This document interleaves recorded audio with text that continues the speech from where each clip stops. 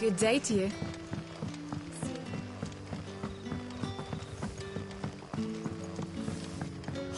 The crystals we get from the tail are all but worthless.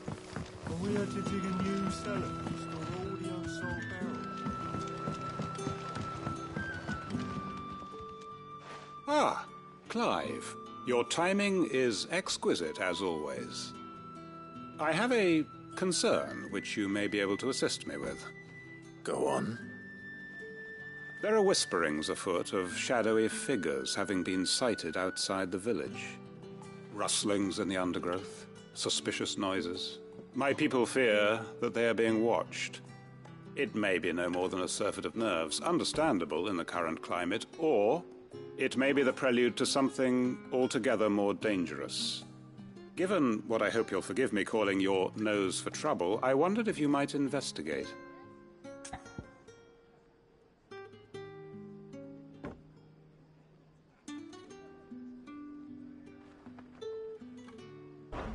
Of course. Excellent. You might begin by speaking with the good citizens of Lostwing. Listen to that. All right. I will.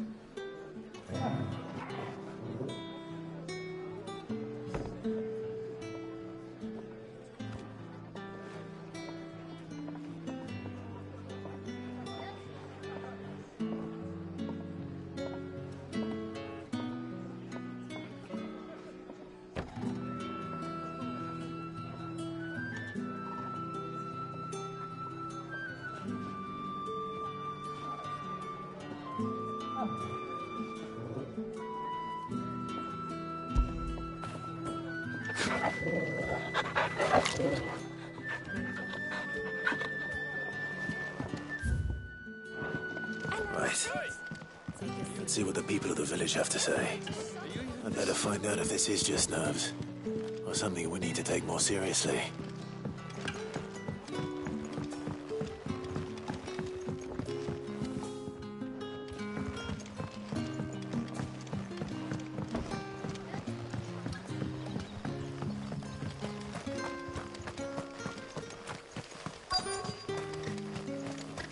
Word is, the black sheep are hiding in the hands of... Excuse me. Quentin mentioned strange figures having been sighted near the village. Have you seen anything? Nah, not me, Gov. I heard the rumours, though. I'm here most days, right next to the gate, and I ain't seen nothing out of the ordinary. Don't worry. Any shady characters try and slip into town this way, and I'll soon come running. And shouting, most likely. All right. Thank you.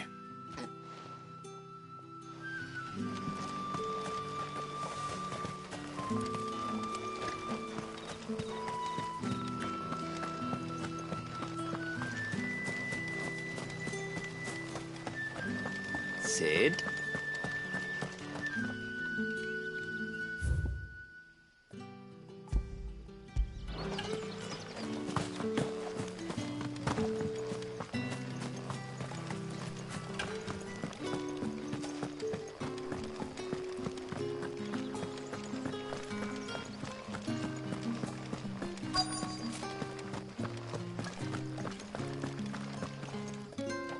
Do you have a moment?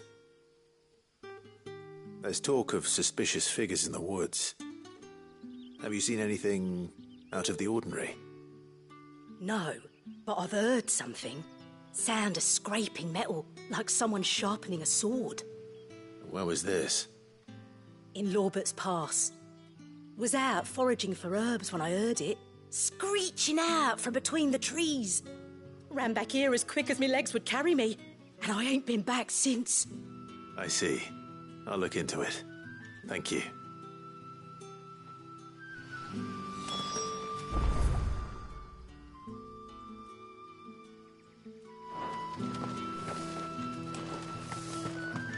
Seems Lorbert's Pass is our best bet then.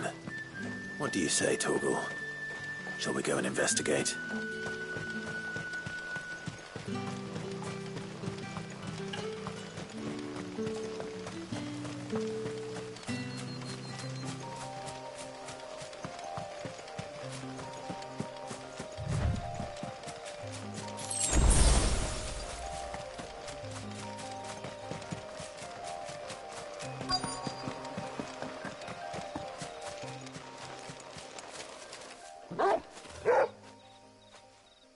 You there. Fuck! He's seen us. Get them before they escape! Black Shields. Here. What the hell are you doing here? What is it to you? Not that we give a damn. All that matters to us is that you don't leave here alive.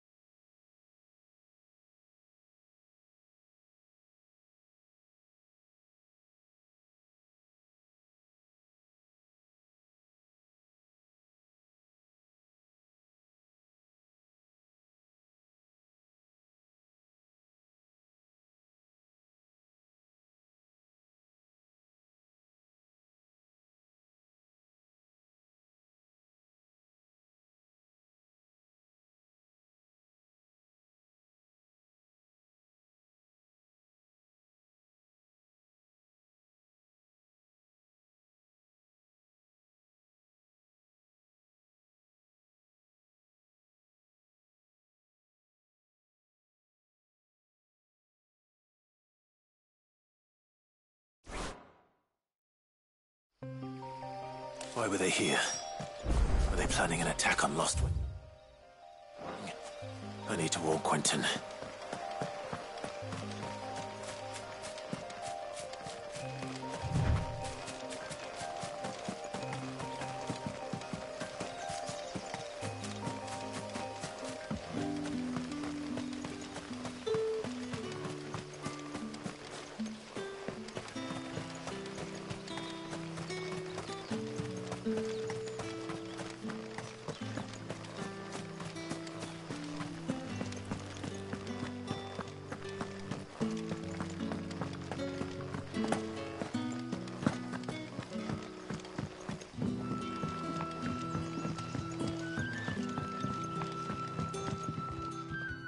Clive, how goes the hunt for our sinister figures? I found some black shields hiding near Lorbert's Pass. They're gone now. Black Shields. The Empress's former bloodhounds, though they serve another master now. One who means to root out and destroy both me and those I care for. And it would appear the pack has finally caught the scent of its prey. Damn it all. I had hoped I would have more time than this. More time to prepare. But if we are cornered, we have no choice but to bite back. And bite back we shall. I'm sorry. You're going to need to explain. Who did the Black Shield serve now? And why would that person want you dead? Because I want him dead. Who? The former Lord Chief Justice of Sanbreque. All that I have built here is for him. I don't understand. Why him? Why Lostwing? I suppose it is better that you know the truth. I was a member of the judiciary once. So sickened was I by the injustice of this world, I swore to fight it. And fight it I did, in my own small way. I saw more than a few corrupt officials condemned to the very cells into which they had thrown blameless innocents. Men to whom the law was but a scourge to turn against the powerless. And throughout, it was the Lord Chief Justice who backed me, who was my one true ally in the quest to see justice done. So what changed? I discovered that he hunted bearers for sport.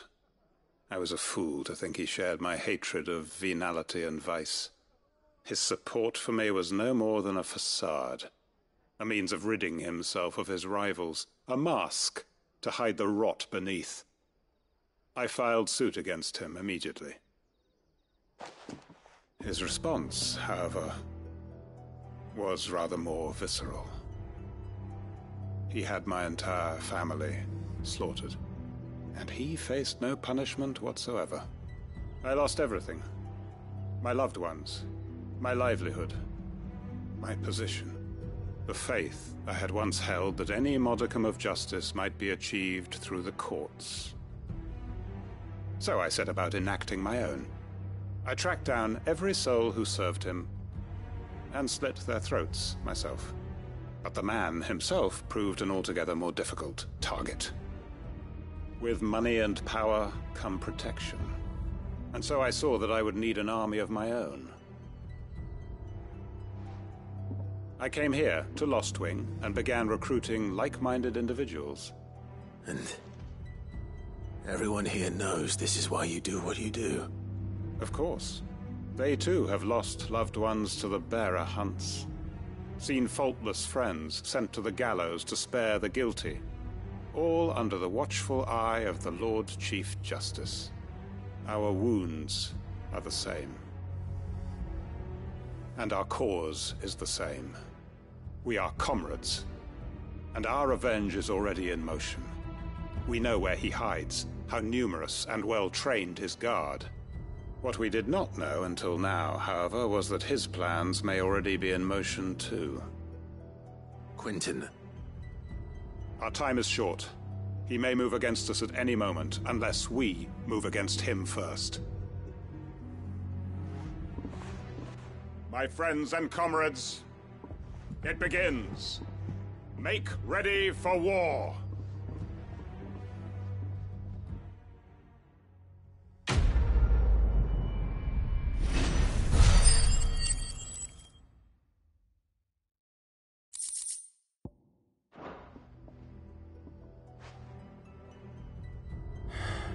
I'm not going to change his mind.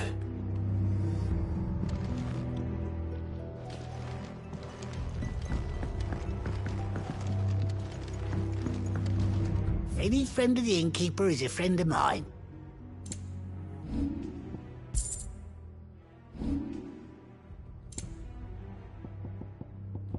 Good day.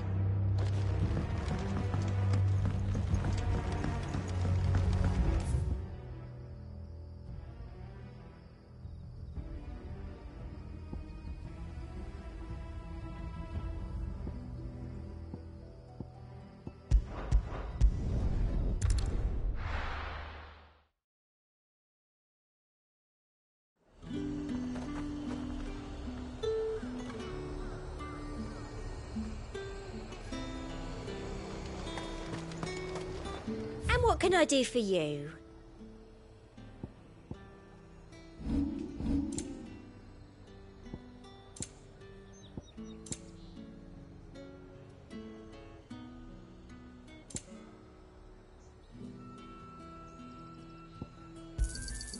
You've a keen eye. I do like a customer who knows what he wants.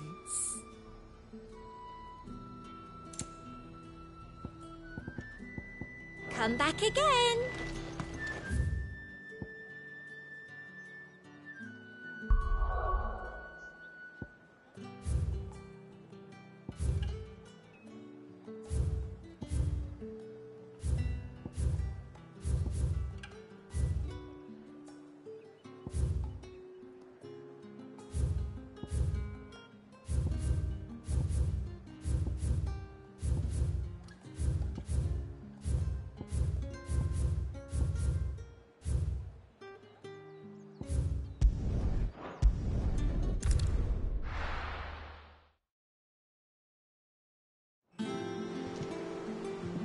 I'm telling you, it's true.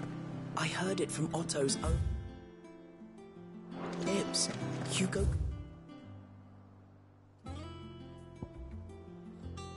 Walker is dead. What a relief.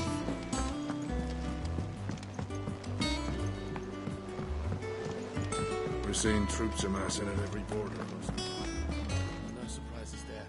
Oh, I wasn't expecting you back so soon. Kuka. But when I close my eyes...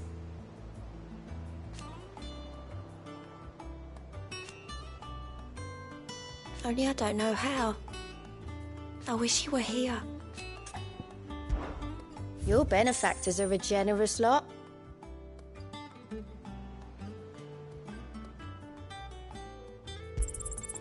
You earned this.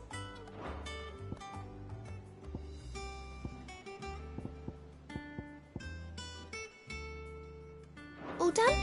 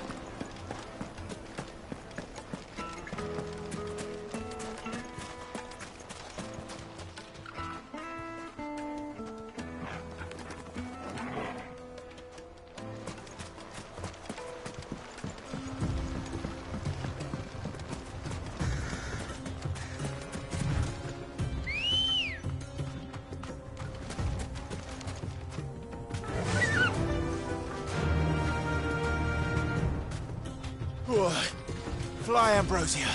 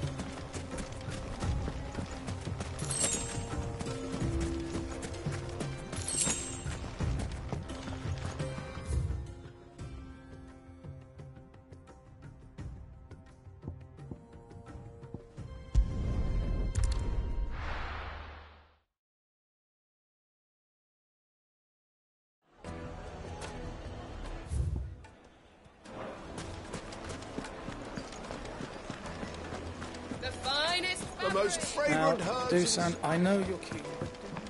Oh, where did all the men of the rock go? Plates and pots!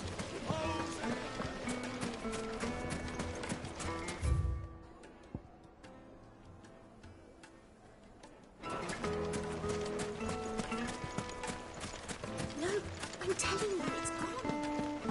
That can't be true.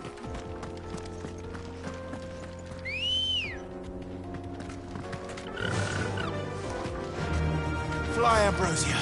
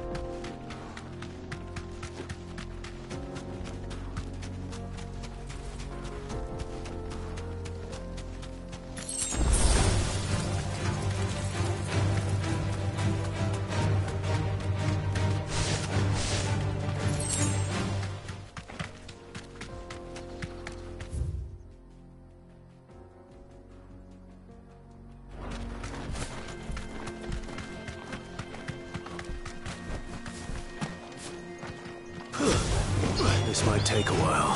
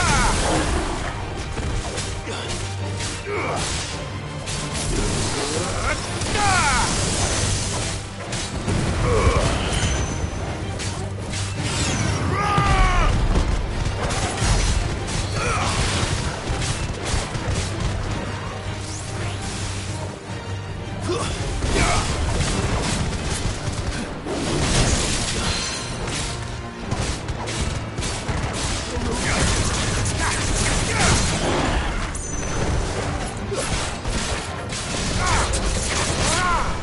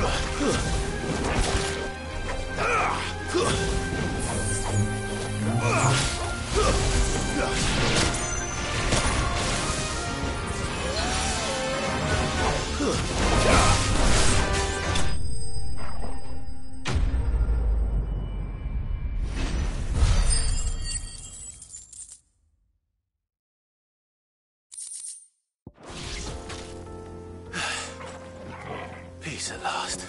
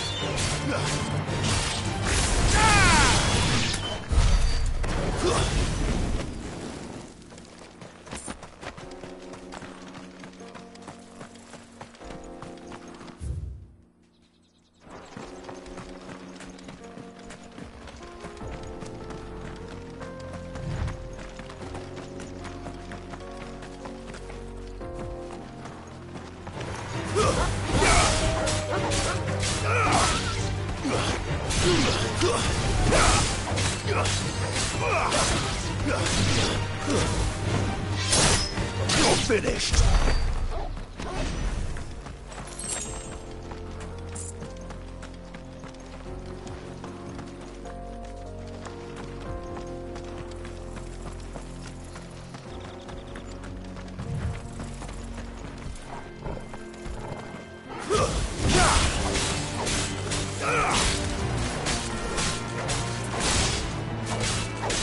Farewell!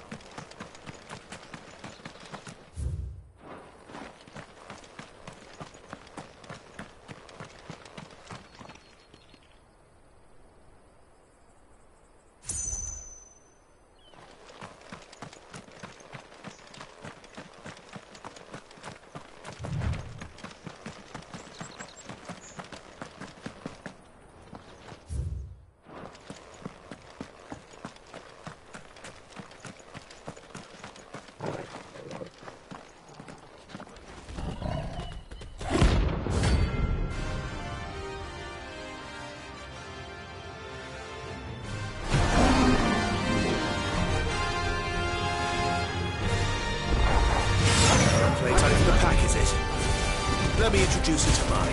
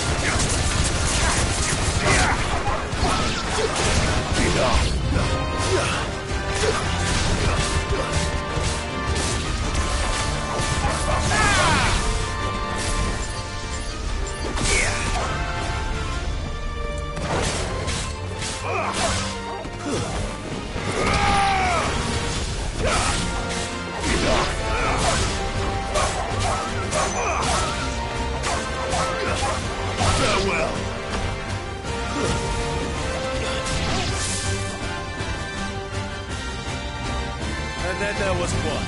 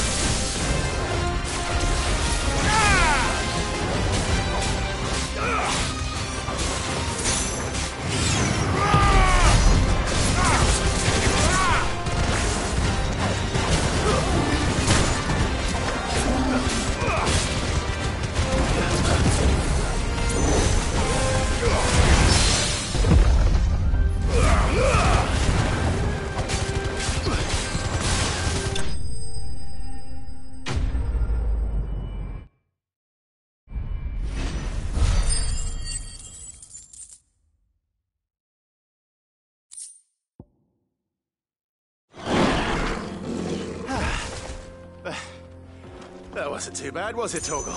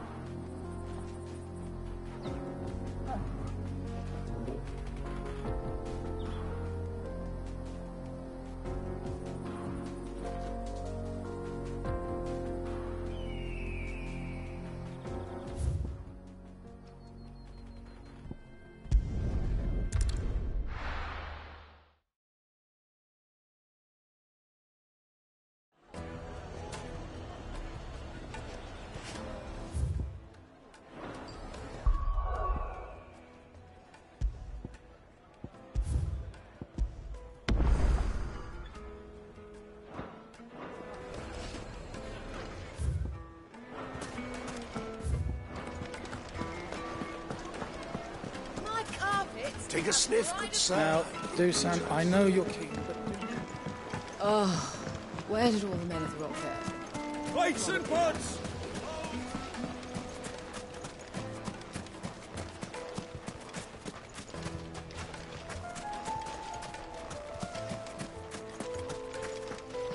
Anything I can interest you in?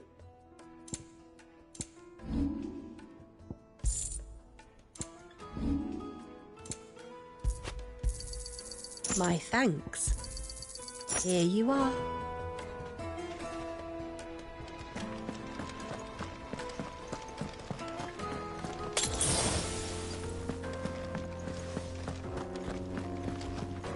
Good day, my lord.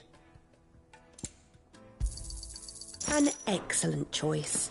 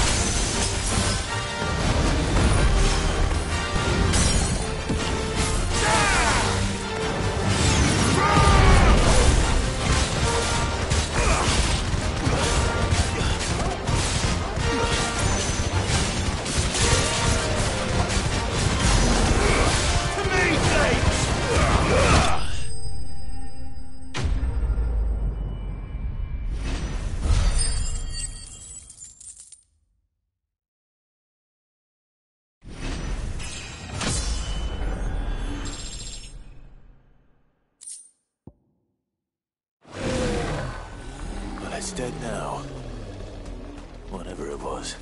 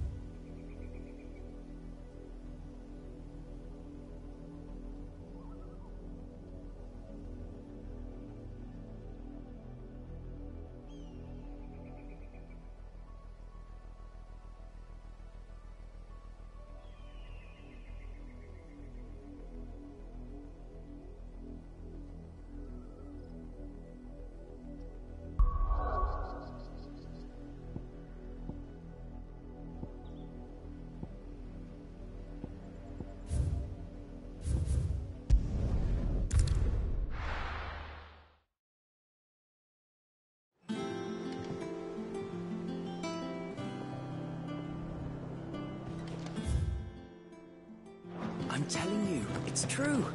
I heard it from Otto's own lips.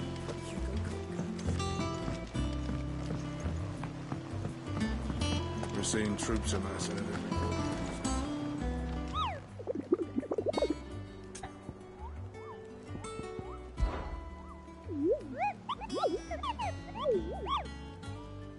You mean the Iron Kingdom?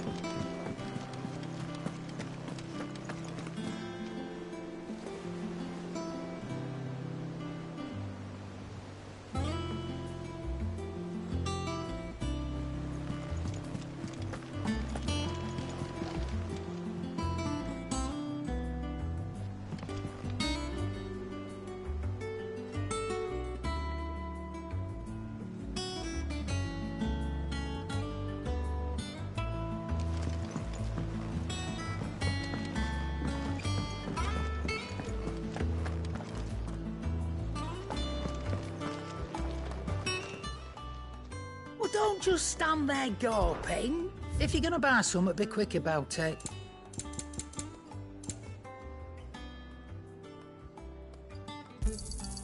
You're rubbing me blind, you know. You'll not find a better price than that. Clive? Not saying for you, dear.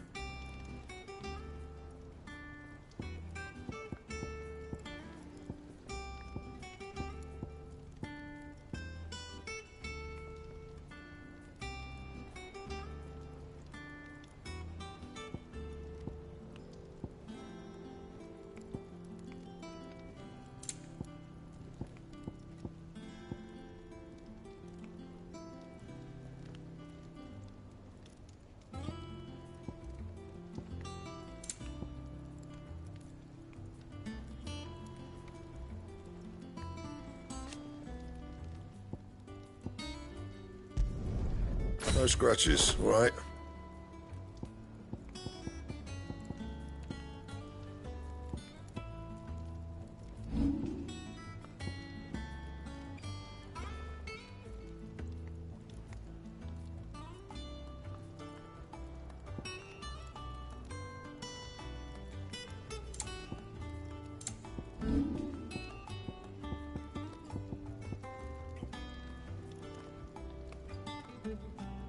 And how am I meant to do that then?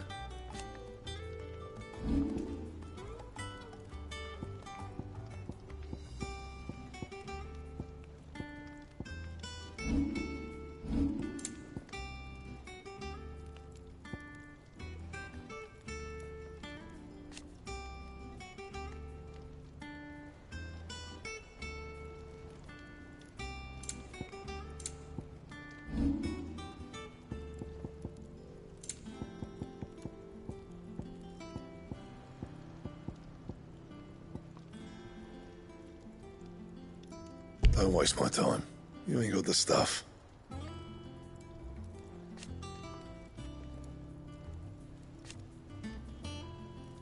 That it? Fine.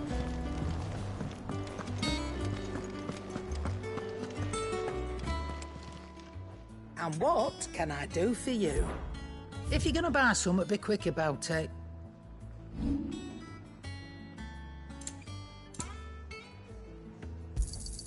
You got out else? Is that all?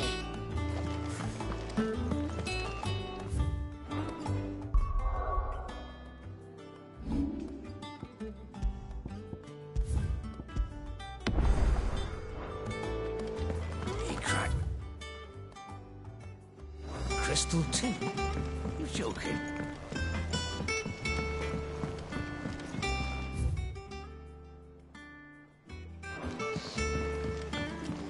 I went up to give some greens to the chocobo.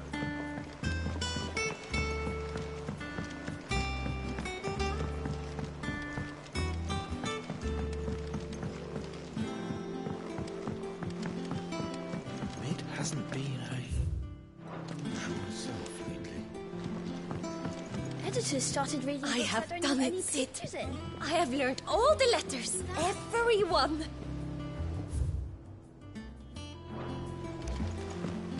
I knew it was a good idea to have editors study alongside the children.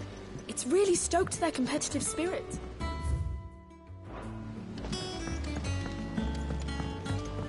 I think Mid might need some help tidying up that workshop. If I don't come up with something soon.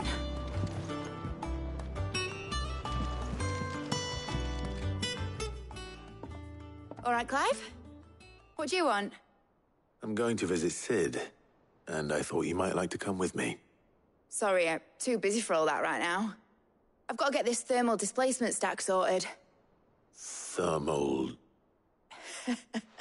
Displacement stack. Here. And this is for... Only the fastest, finest ship the world has ever seen. The Enterprise. Me and my dad designed it together. Where other vessels rely on the fickle winds to drive them through the water, ours is fitted with mithril engines. And those things have got more push than a behemoth in a bad mood, and more heat than all the hells put together. Which is where the stack comes in. I may have already talked some tight-lipped shipwrights into putting the hull together for me in a little dockyard in Canva. But the stack's a bit more involved, so I'm building it here. Thing is, it's so involved that I'm running behind and it's starting to hold things up over at the shipyard. I'll come and see my dad, though, when I'm done. Whenever that is. Is there anything I can do to help? Good old Clive. I were hoping you'd say that. First things first, I need some parts meching. The stack will be made up of 3 major components. There's the plating, here, that channels hot vapors away from the engine. The helm over the top, that disperses all that heat into the air. And the shielding around the sides, that stops the rest of the ship from going up in flames. A full suit of armor, then? Probably best to take it one piece at a time. Then you'll need to start with the plating. Everything else fits onto it. I've got the designs and the list of materials here. Show these to Blackthorn. He'll know what to do. I can't make head nor tail of them. Luckily, you don't need to.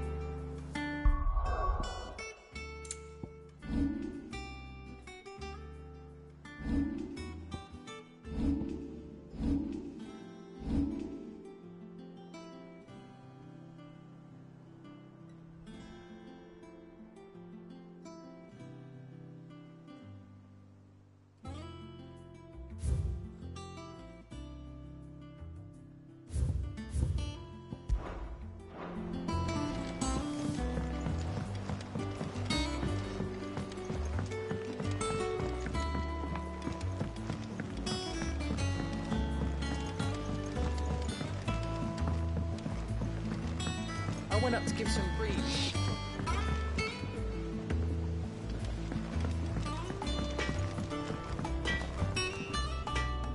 Blackthorn, can I ask a favor? Hell with it. It's for Mid. This my last chance to say I'm otherwise engaged. Spare myself the arseache. Go on then. What is it this time? She said you would know. Here.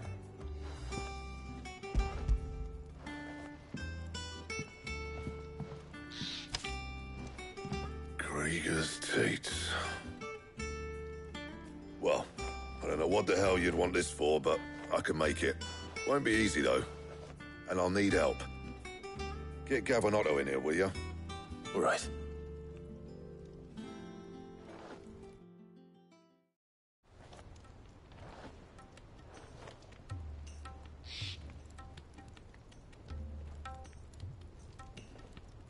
So Mid's roped us all in here again, has she? Typical. Still, if that's what it takes to get her to visit Sid's grave, I'll do what I can. And, what is it we need to do, exactly? Take a look at this. It's this plating. The usual sword-grade steel won't work. We need something that can get very hot, very fast, and still keep its shape. That means an alloy. Something that won't break or buckle at the temperatures she's talking about. Which is where you lot come in. I need materials, and I've got my work cut out already. You'll have to fetch them. Now, there's a special kind of sand I'm after that you can only find out in the Velcroy. Stardust, they call it. As for the rest of the stuff, my usual supply should have it in stock. It just needs buying and bringing back here. Well, we'll get it done quicker if we split up. One of us should probably give you an hand collecting the sand. And the other can go and get the rest from this supplier. Right then. Well, make your minds up who's going where, and we can get this over with.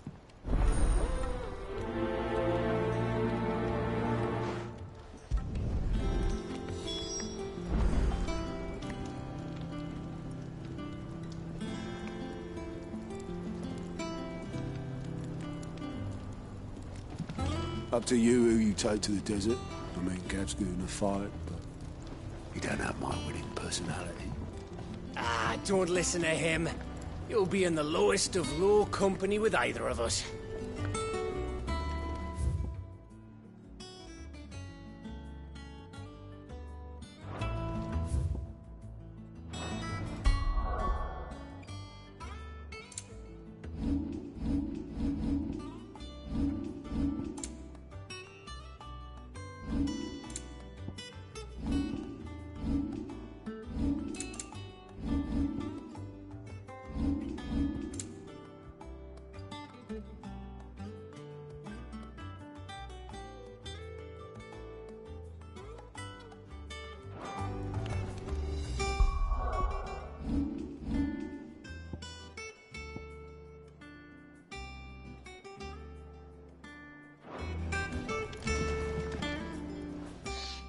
Going after the Stardust then, are you? Which one of these two lucky souls is going with you?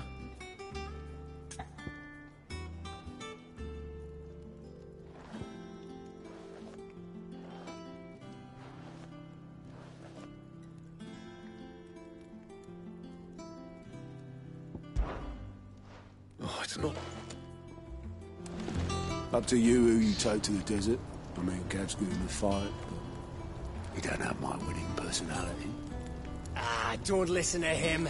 You'll be in the lowest of low company with either of us. Up to you who you take to the desert. I mean, Gav.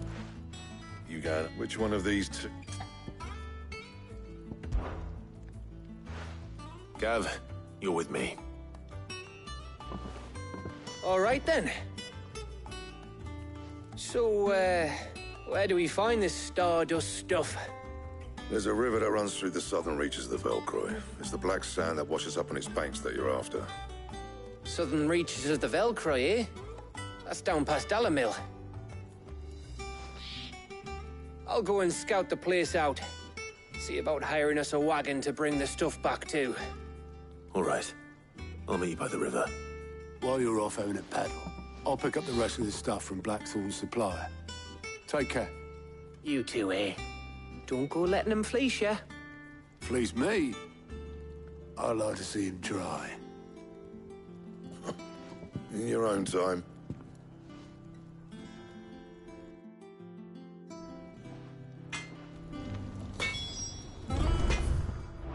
Sounds like this river we're looking for is south of the Dalamil Inn.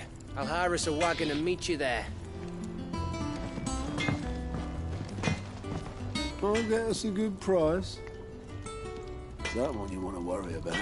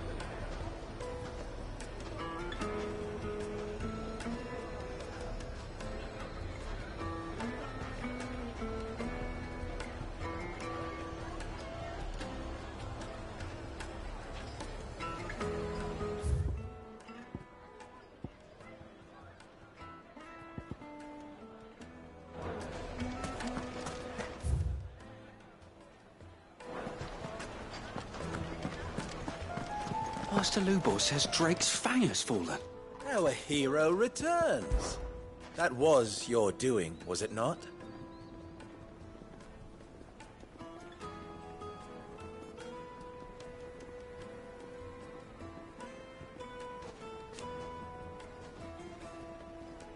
As for me...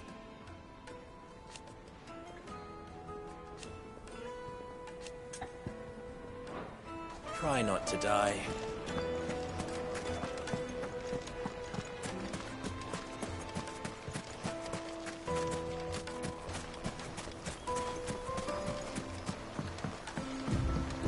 Looks like I found the river. Now where's Gav?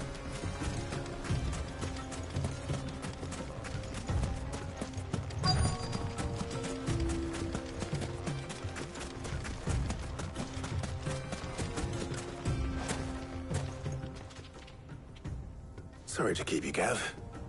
Better late than never.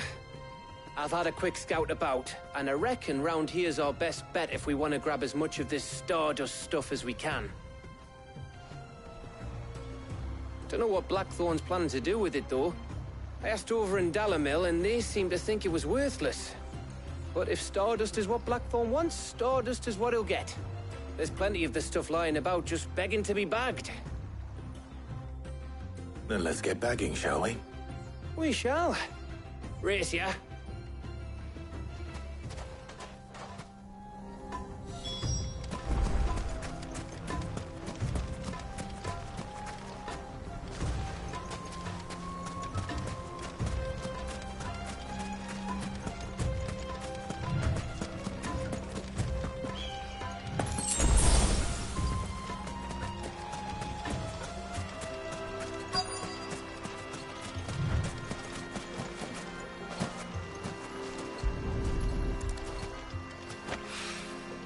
So this is Stardust.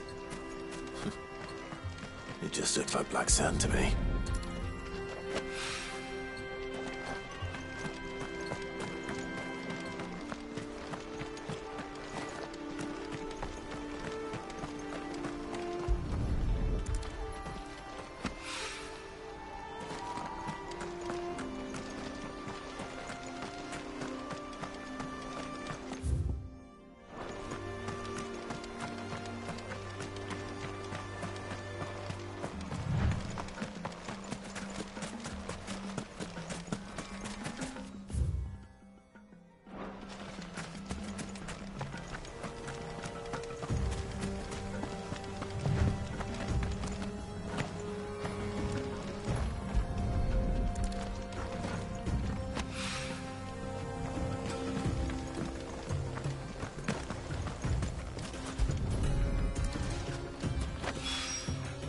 Should be enough for now. Let's see how Gav's getting on.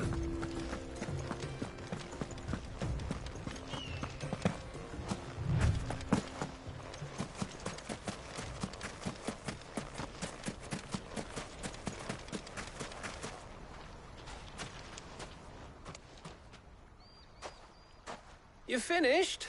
How much did you get? Enough. I hope.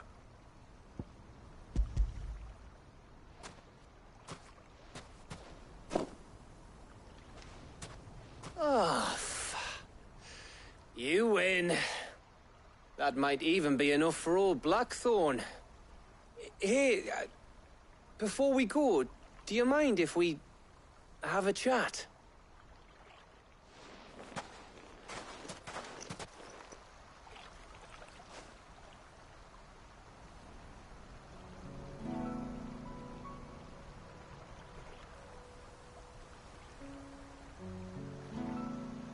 Feels like ages since we had the chance to talk.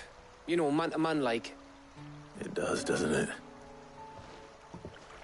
Back when you first took Sid's name, we were talking all the time. Working out what to do in that. There was a lot to work out. And there still is. Those shoulders of yours starting to feel the strain. Hardly ever see you around the hideaway nowadays. Always on some errand or other. You can take a day off, you know. Says the man who spends most of his time behind enemy lines. Only 'cause you keep sending me there. I know I can count on you, Gav. Likewise.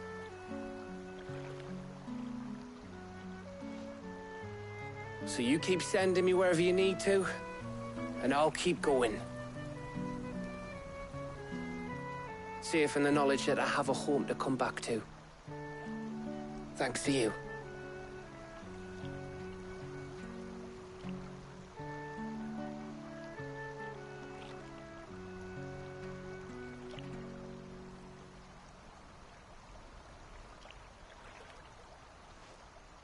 Right.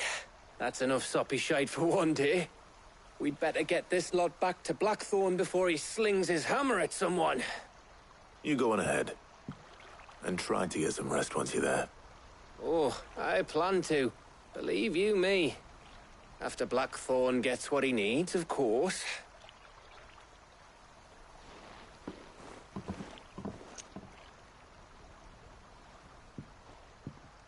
Right.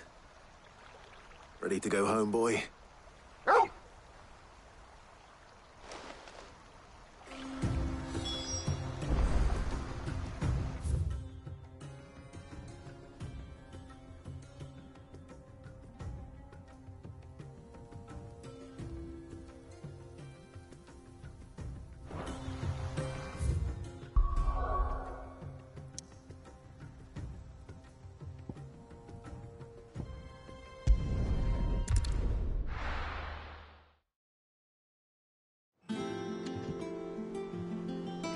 Let's hope this is all Blackthorn needs.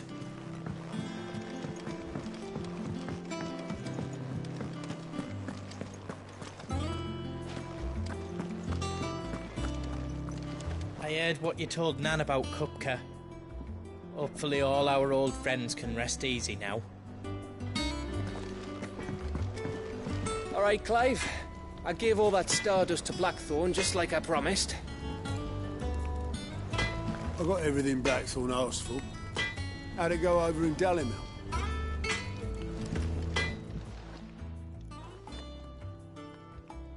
Blackthorn, got everything you need? Yeah. Yeah, I do. Cheers for the stardust. Should be enough to be getting on with. We should go out on maneuvers together more often. You know, it beats sneaking around on your Todd all the time. I'll make a start on putting this thermal plating together then. It'll take some time, mind. So if you've got other things to be getting on with, I could do without you breathing down my neck. Thank you, Blackthorn. I'll let Mid know construction's underway.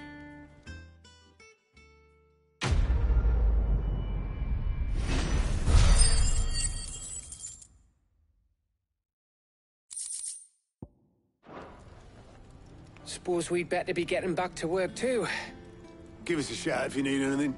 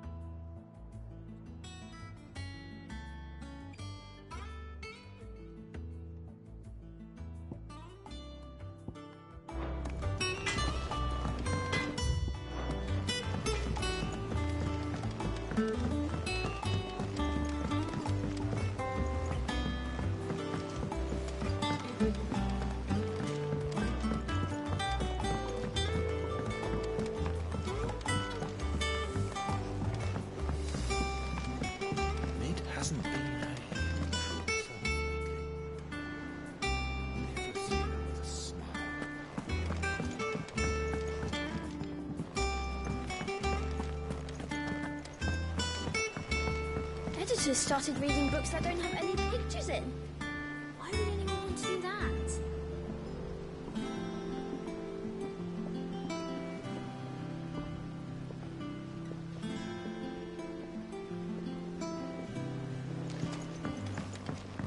I think Mid might need some help. If I don't come up with something soon. You'll be pleased to hear that Blackthorn's started work on the plating. Excellent. 1 down, 2 to go. So, what's next? The helm, of course. For this, we'll be repurposing fallen scrap. Salvage from the ruins? I thought that material was all but impossible to work. Ah, but we don't have to. I'm sorry. Just so happens there's one particular ruin that's broken into exactly the right shape and size pieces for what we need. What's the name back there? I'll give you all the details. What's her name? Right.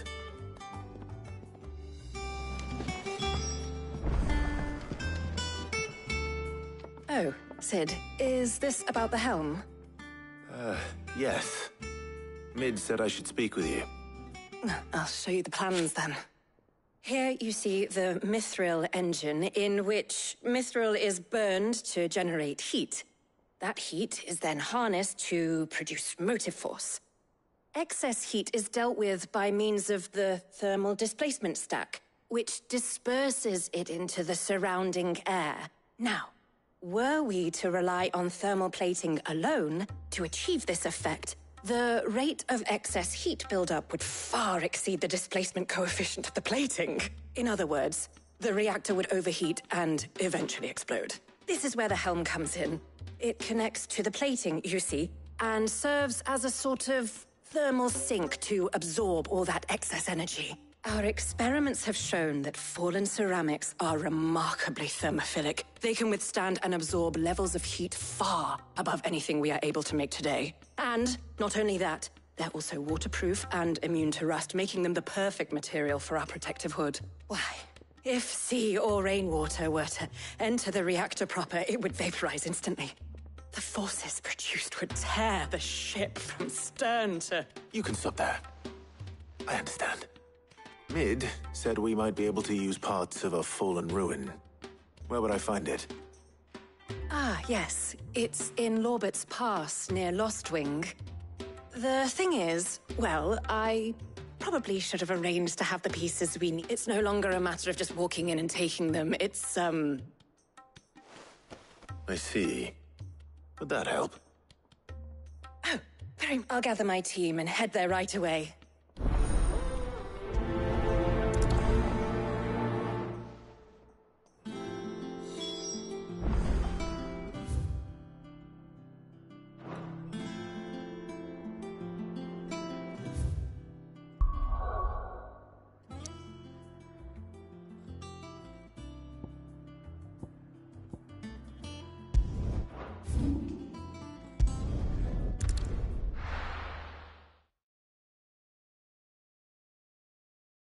I'll be taking you all to a storehouse in the Bales. Leave anything you don't need behind.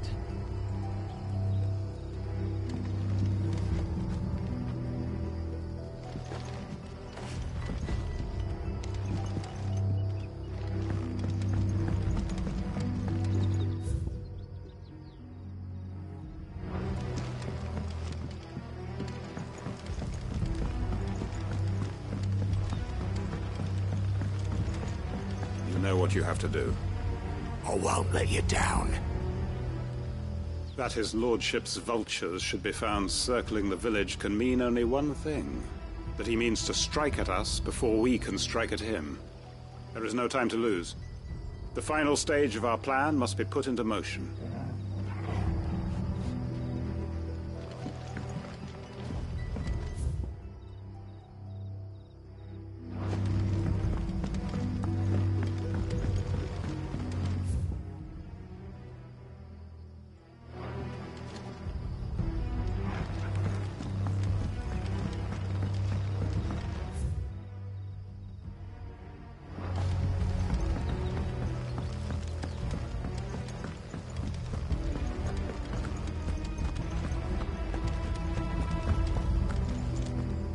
Come, my children, the reckoning is nigh.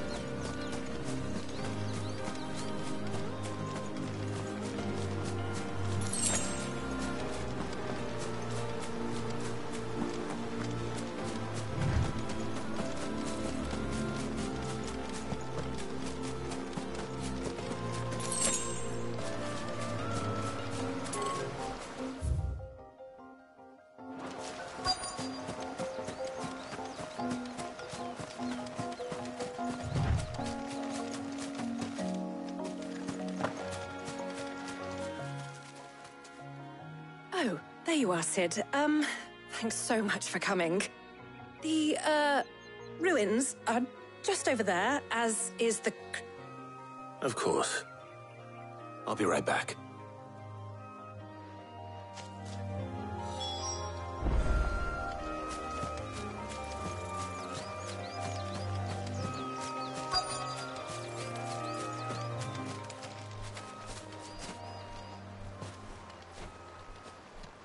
Anybody home?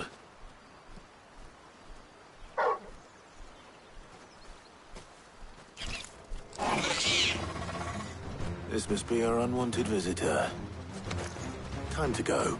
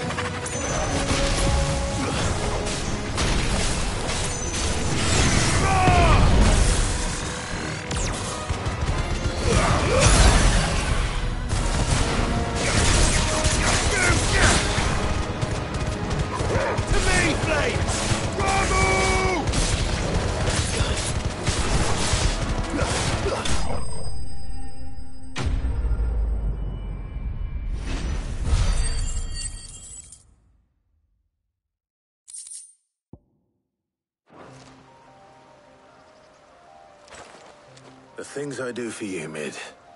Sid! Oh, thank goodness you're safe. You shouldn't have any trouble now. Indeed. Well, don't let us keep you.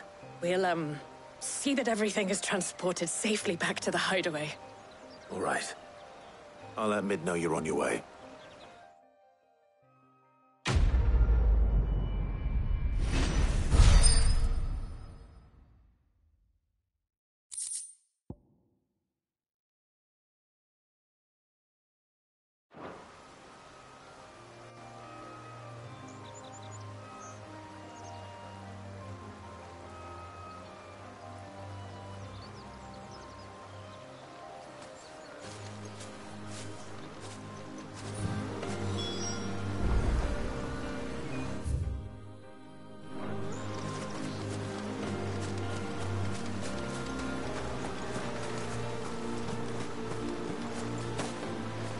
Your work is done, Sid. We'll take care of the rest. Let Mid know she'll have her helm very soon, would you?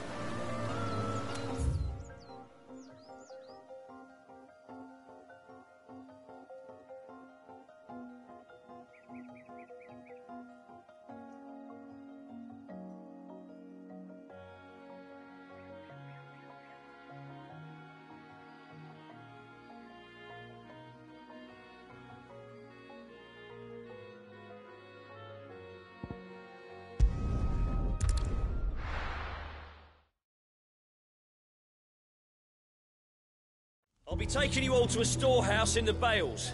Leave anything you don't need behind.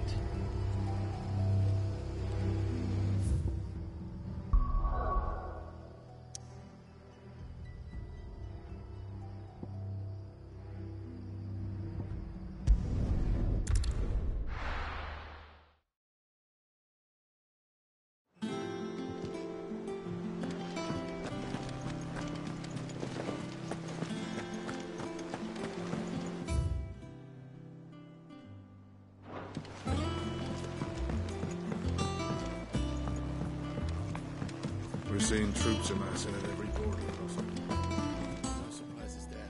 How may I help you today, Clive? Is everything we've received and everything promised?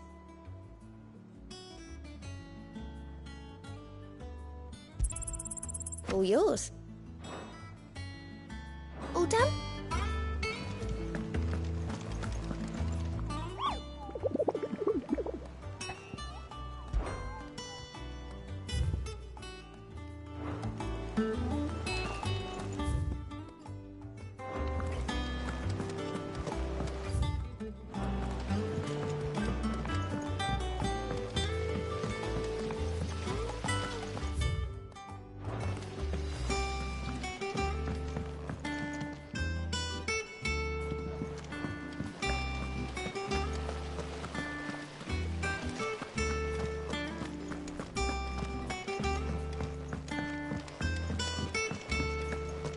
I think Mid might need some help tidying If I don't come up with something soon. Mid. Helena has recovered the material for the helm. She'll be along shortly. Excellent. Another job well done. And just one remaining. Right. Right, the shielding. This one's a bit of a bugger. How so? The plating's enough to stop the engines going pop, but those things will still be spitting out enough fire to set the rest of the ship ablaze. Which is why you need proper shielding. A prison for the dragon's breath that's blazing away inside. I thought a triple thick layer of tempered steel might do it. Or more of the stuff that the Fallen use, but they'd both be too heavy. The helm and the plating are bulky enough as it is. Add any more weight and the whole ship would be at the bottom of the briny before we'd even started. I need something light. But I've racked my brains and I just can't think what would do it. Well, if I were in need of obscure knowledge, I know whose counsel I would seek. Harpocrates. Tomes? Yeah, well, I'd thought of that, obviously. I've got all the details written down here. Can you take this to him, see what he makes of it?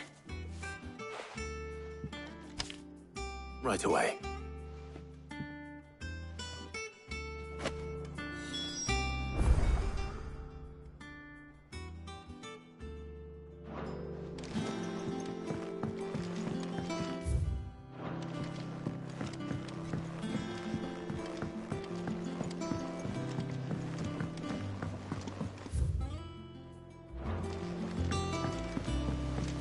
daughter's started reading books that don't have any pictures in.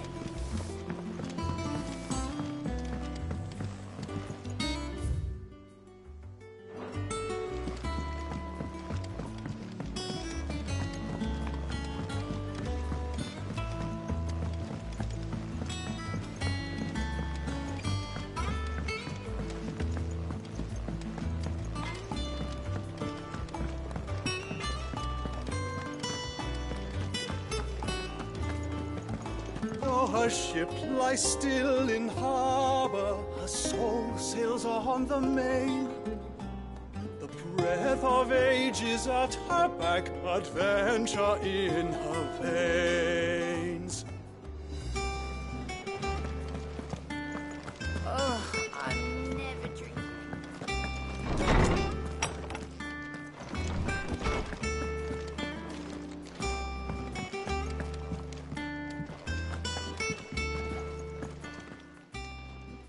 Hippocrates, do you have the moment? For you, Clive, always. Well, actually, it's for mid this time. Could you take a look at this?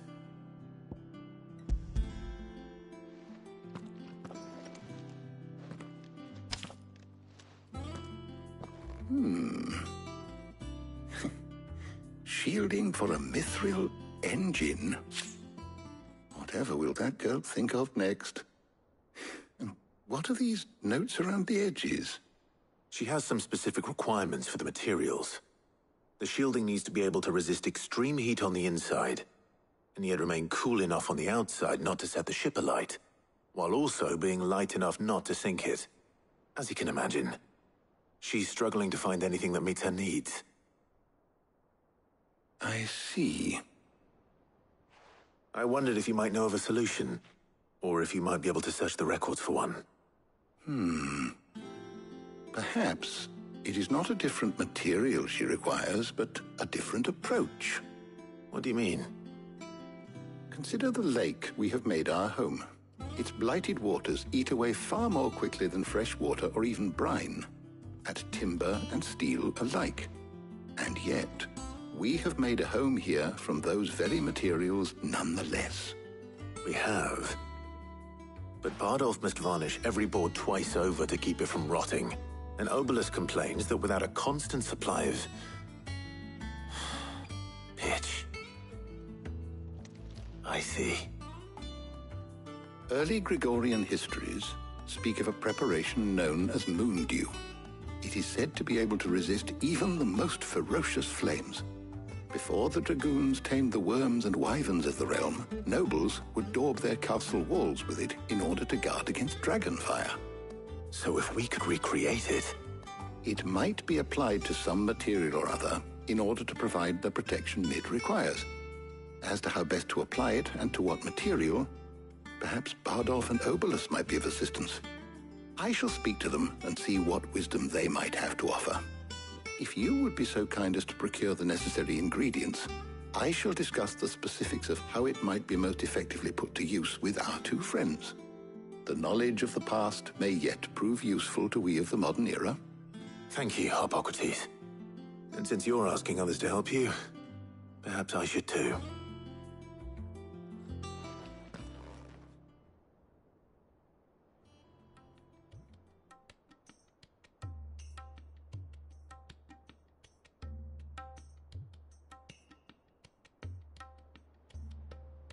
So you need a hand, do you?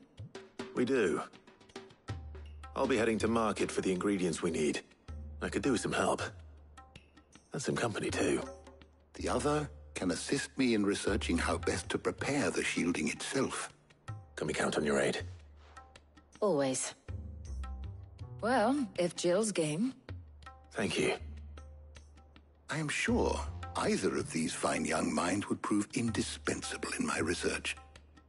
I leave the decision as to who will go with whom in your capable hands, Clive.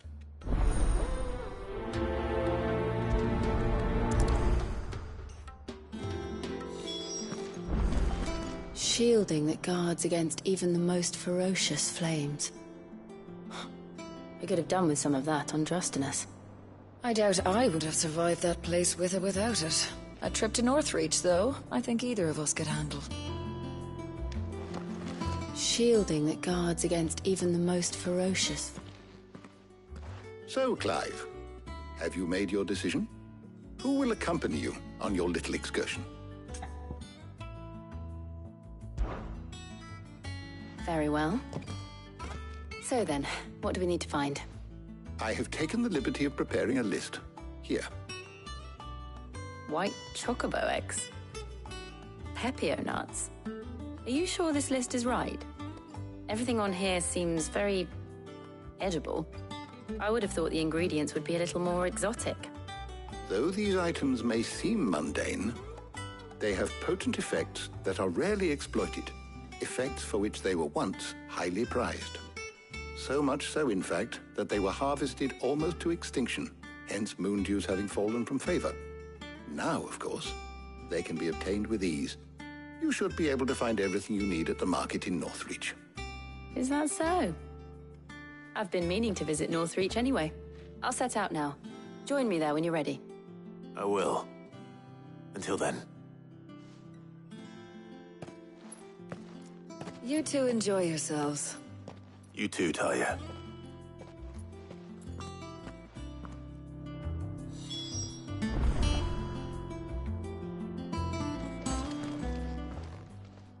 Is there something I might assist you with, Clive? I don't believe you've read this particular chapter before. If you have a question for me, I should be happy to answer it.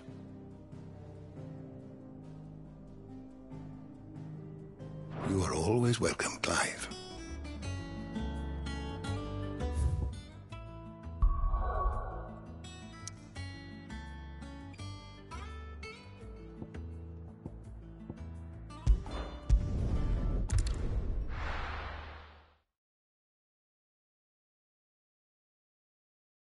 Now, where's Jill?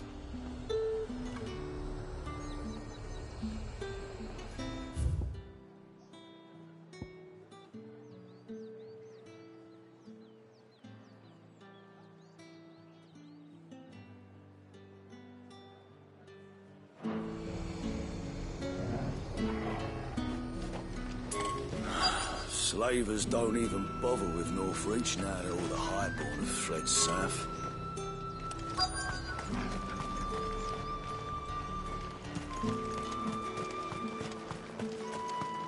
Are those Pepio nuts? I can never tell. How goes the hunt for ingredients? I've only just started. I'm sure everything we need is somewhere amongst all these stalls, though.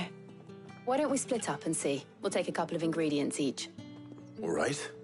What am I looking for? How about you look for the Pepio nuts and some garlic? I'll find the other things we need. We can meet by the gate when we're finished.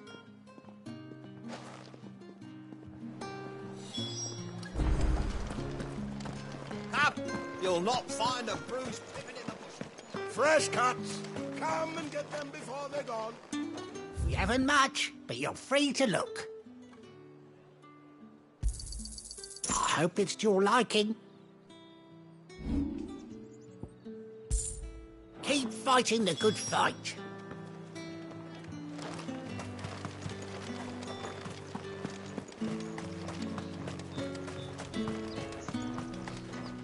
What do you want? And? Good riddance. That's everything. Let's see how Jill's getting on. Keep them pilchards nice and chilled.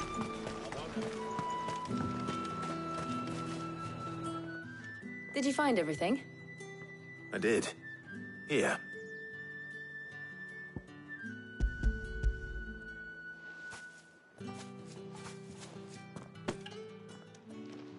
Garlic and Pepio nuts. Perfect. Now all that remains is for Harpocrates to somehow turn all this into what Mid needs to keep her engine cool.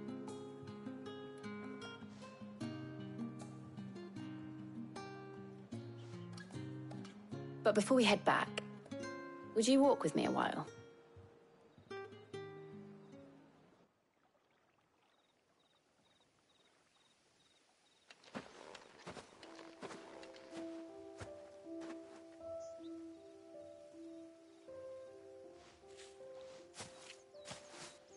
Thank you for asking me to help you today.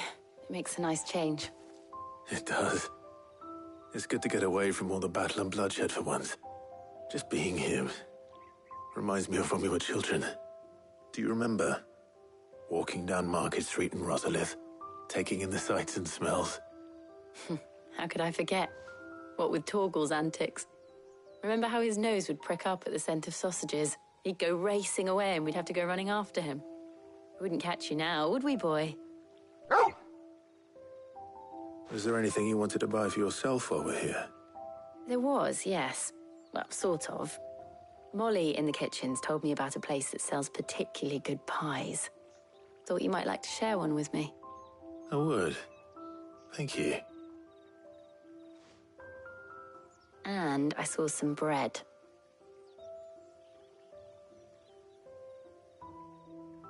Big white cobs like the baker back in Rosalith used to make. What do you think? I thought we might get some soup to dip it in. But then I tried a slice of the butcher's dry-cured ham and it was just... oh. You all right? Sorry. It's just... you're right. I really do feel like a child again being here with you.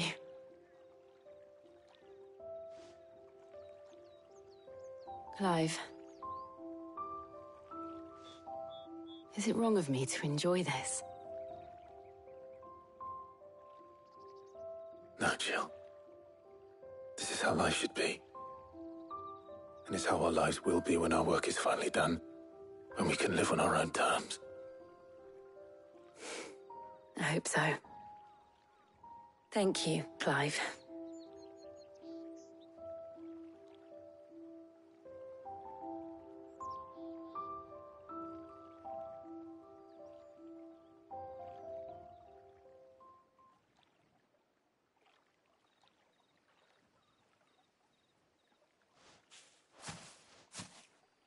Well, I suppose we better be getting back.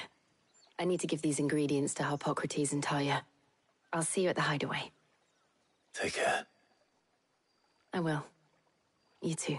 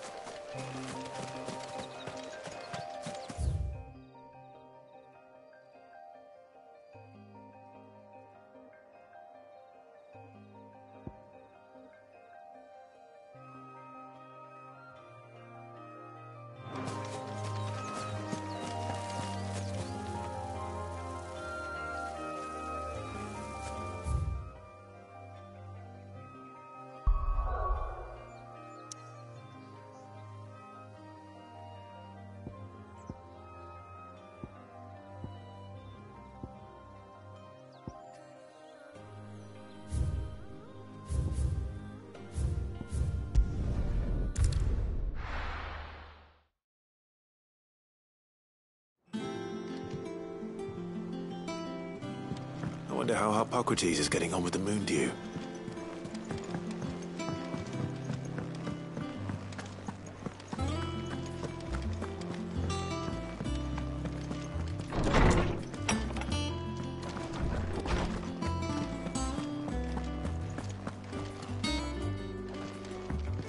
Clive. Harpocrates has all the ingredients. We were just waiting for you. Welcome back. I hope you two had fun while I was busy helping Harpocrates. How's work on the shielding progressing, Harpocrates? Well, very well indeed. And thanks in no small part to your kind assistance. I was just explaining to Talia how we might best go about preparing the moon dew. And now that we have all the ingredients, we may begin. You can count on me. I've mixed more than a few mysterious concoctions in my time. I'm sure you have. What about the shielding itself? Work is underway, under the watchful eyes of Bardolph and Obolus. Apparently, it'll be ready soon. Thank you. All of you. Right then. Jill, would you join me in the infirmary? Many hands make light work and all that. Of course.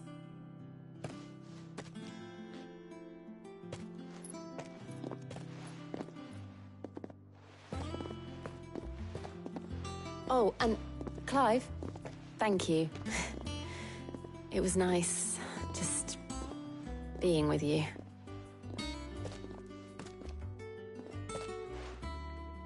It appears our work here is almost at an end. A shame. I was enjoying playing the man of action for once. When both the shielding and the moondew are ready, it will merely be a matter of applying the one to the other. Followed by a rigorous process of testing and retesting, of course. Perhaps someone ought to warn young Mid of that. Leave it to me. Thank you, Hippocrates.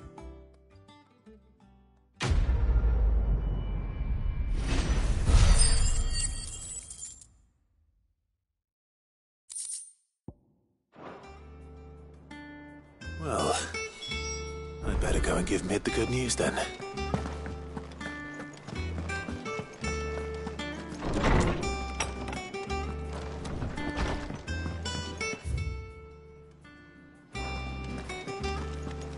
Thanks to Sid.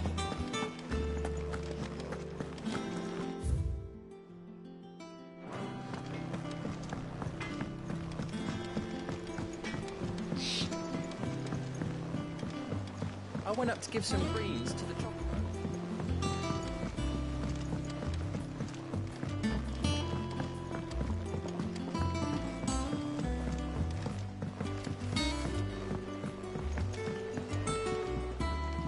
Mid hasn't been. Editors started reading books that don't have any pictures in.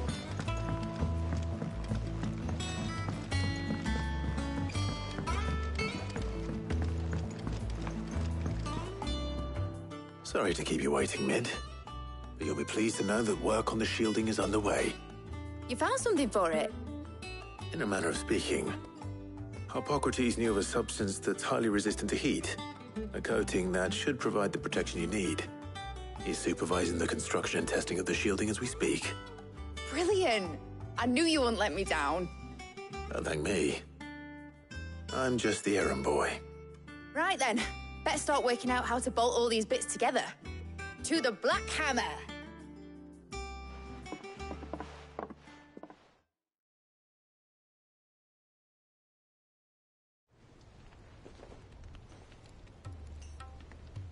You know, when I got into the smithing game, I thought I'd be making swords and shields, not thermal bleeding didgeridoo-dahs.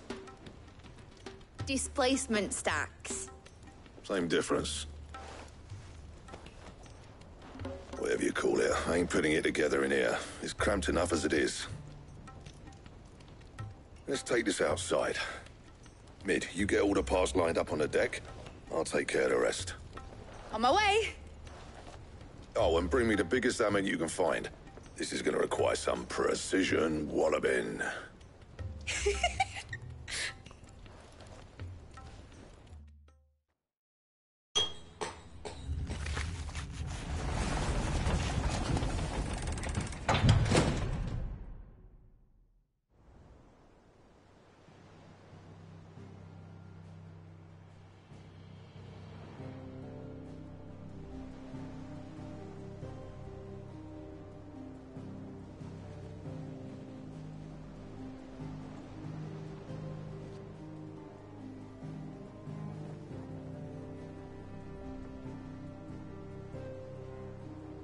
It's finished! It's finally finished!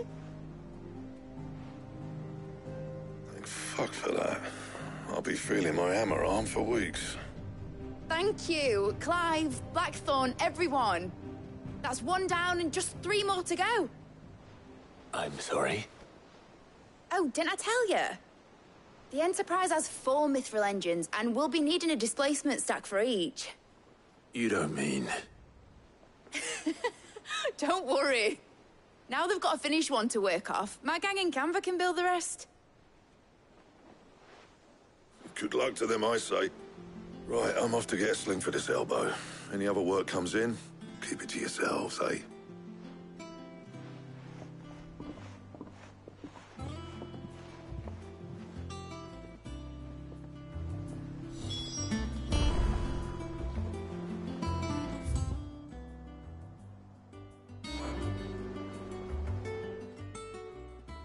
What's the matter? Nothing. Just daydreaming. Thinking about the Enterprise sailing off over the horizon to shores unknown. Searching for a land untouched by the Blight. Just like me and my dad planned. So if the worst came to the worst and every scrap of soil in the Twins turned black, we might still have a chance. That's what she was meant to be. You see, one last chance just in case we needed it. But now she's so close to being finished, I've realized I don't want her to be that. I don't want her to be just a lifeboat for us to cling to if things get desperate. I want people to sail aboard her by choice, not from the lack of it. In a world where we're not just trying to survive, but where we can actually live. I'm working on that. And I'll do everything I can to get you what you want. Don't you always? All right. My mind's made up. As soon as the Enterprise is fit to sail, I'm putting her under your command. Sod our plans, I'm trusting in yours. Are you sure about this? Something tells me it's what my dad would have wanted. He'd be proud of you. You were gonna visit his grave, weren't you? I was. And you can come too now that your little project is finished. Right. There's just one thing I need to finish up first. Won't be a mo. All right. I'll let Otto know you're coming. Meet us in the mess when you're ready. Aye, aye, Captain.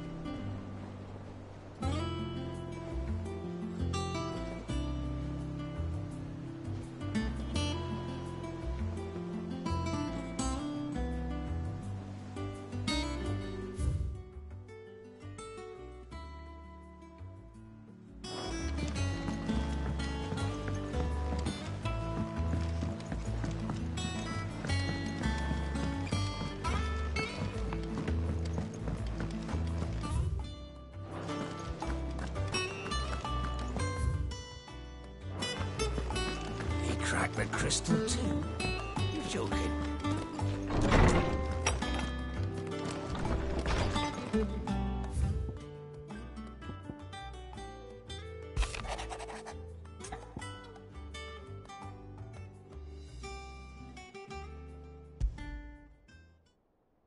Trouble with the ledgers. Shouldn't he be asking Otto for help?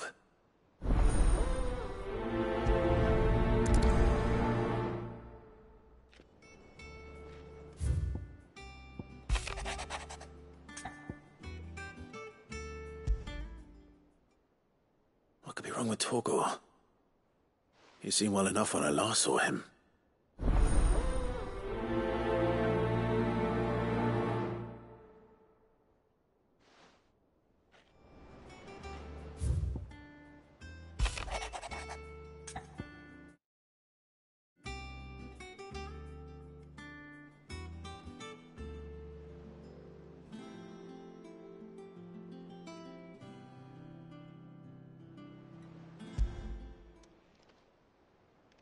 Hopefully it's nothing.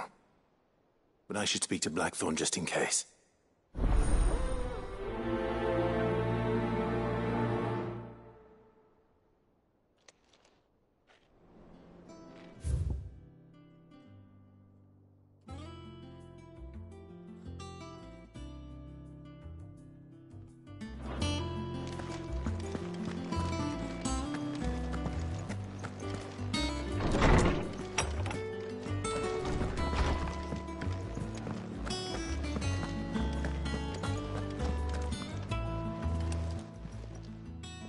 I got your note.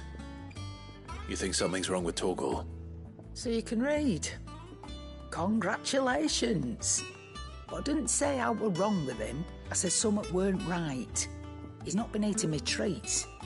He used to love cracking the bones from Molly's boiled brown, but now he won't so much as look at them. Didn't like him. Which is why I'm of a mind that his mind's on something else. You've not been working him too hard, have you? No harder than usual. Is that it, boy? Do you need a rest? What was it you said he was? A frost wolf? That's what the lawsman seems to think.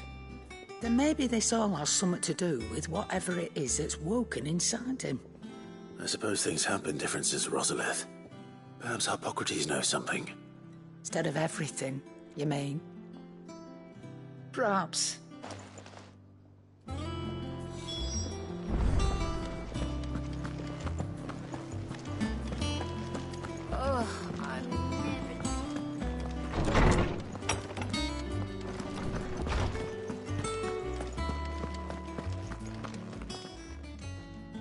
Lawsman, I need to ask you about Torgor. Something's not right with him. He isn't ill, is he? I don't think so. But according to Lady Karen, he seems to have lost his appetite, which is certainly a new development. She says he's hardly been touching his bones of late, and she believes it may have something to do with what happened at Rosalith Castle. I rather think she might be right, though not about his appetite. All canids are instinctively inclined to crack open bones for the rich marrow that resides within, and I see no reason why a frost wolf should be any different. Accordingly, I suspect it is not a lack of appetite that afflicts Torgor, but a surfeit of it. If we assume that his newfound magics require additional nourishment to sustain,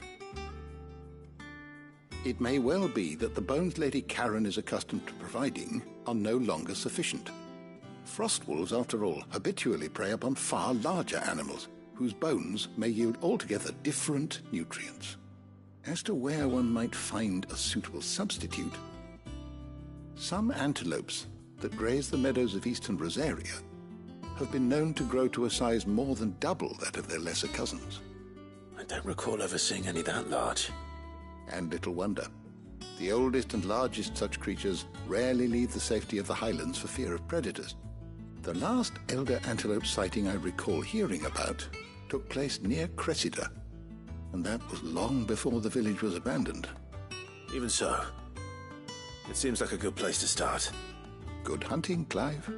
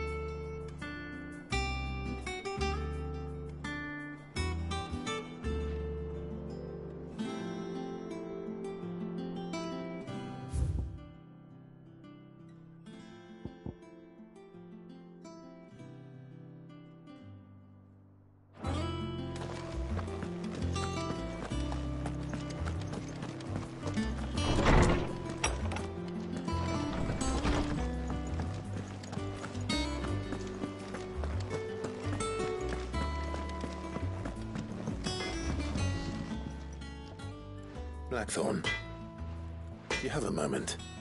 Not really, no. This won't take long. I just wanted to ask how you're getting on. August was worried about you, that you might still be doubting your craft, even after learning the trick of that cuirass. Perhaps sharing your thoughts might help. That bastard's like a dog with a bone. Still, he's got a keen eye, I'll give him that. He's just, well, Karen showed me something. Something I've never seen before. And that was? A sword. An odd-looking thing with a single-edged blade. The metal itself wasn't anything to write home about, but fuck me, the edge on it. You could slice a man clean in two with a weapon like that, and he'd be halfway home before he even realised he'd been cut. So that's what's troubling you? No. Not troubling me exactly. More distracting. And if you knew how to do it, we could arm the curse breakers with even better blades. That's about the size of it, yeah. I'll see what I can find out. Sharper swords are always welcome. And we can't have our master blacksmith being distracted. You're a soft touch, you know that. But I can't say I'm not grateful for it. Good luck, eh? Thank you. Let's see what Karen knows about this sword.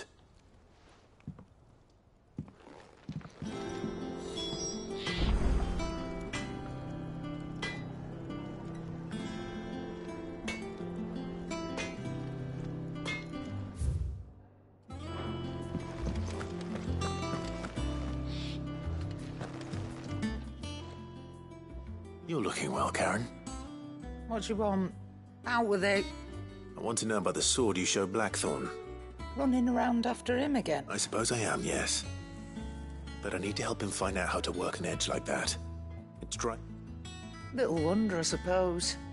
There's not many like that make it as far as the twins, and those that do go straight into private collections. Which made it nice and easy finding a buyer. Can you tell me who bought it? Where is it now? You think I tell people who my clients are? Suppose you're not likely to go nicking him off me, are you now? Fine. If you stop mooning at me like that. Lord Ignac's the man you want. Dalmekian bloke. Collects weapons and the like. And he's got more money than sense, which is why he's one of my favourite clients. Reckon he'll still be at the inn in Dalamil, where I left him. Thank you, Karen. Oh. And he's a touch eccentric. If you take my meaning. I appreciate the warning.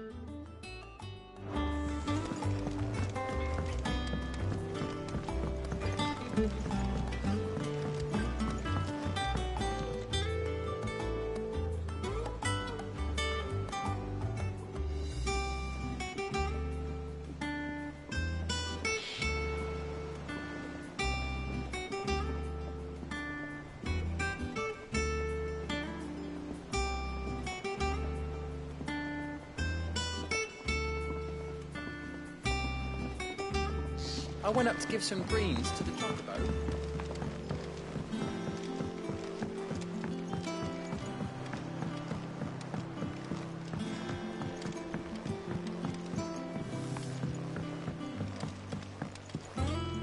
Wish I could take them.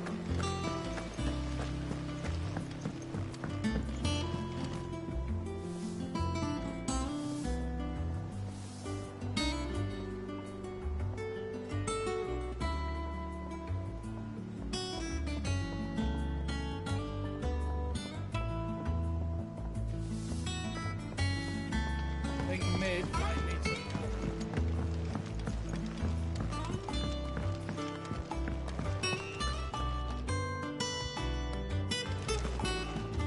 Well. Here, Sid. Reckon you might be just the man to help me out of a bit of bother, if you've a mind to. Let's hear it. Well, it's about this alembic the chief's got me making. Lovely bit of kit it is. Bung in a solution you want splitting, and it will separate it out, just like that. Problem is, it won't always get rid of all the impurities. And with some of the stuff we need it for, that ain't good enough. Which is why I've been looking for something to filter the liquid we'll be cooking off. And that's where I was hoping you could help me out.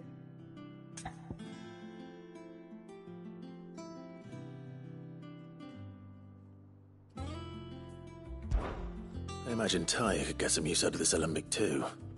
Distilling medicines and the like. All right. Why not? Proper job! So what exactly do you need for this filter? Nothing but bomb ash'll do, says the chief. Gave me a sample she'd obtained from the university stores. Couldn't believe my eyes.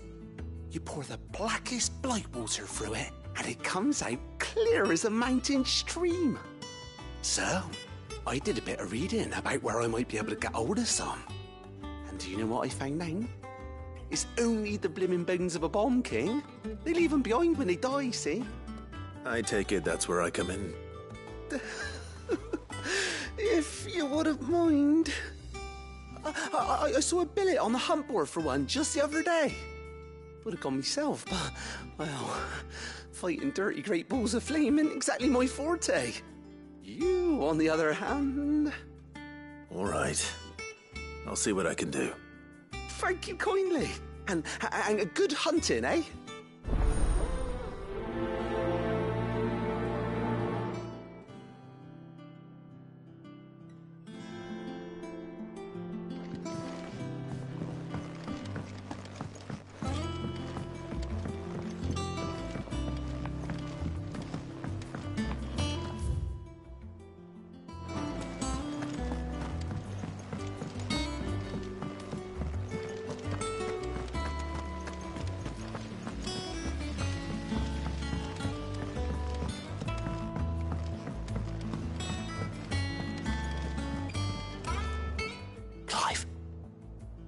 Did you get my letter?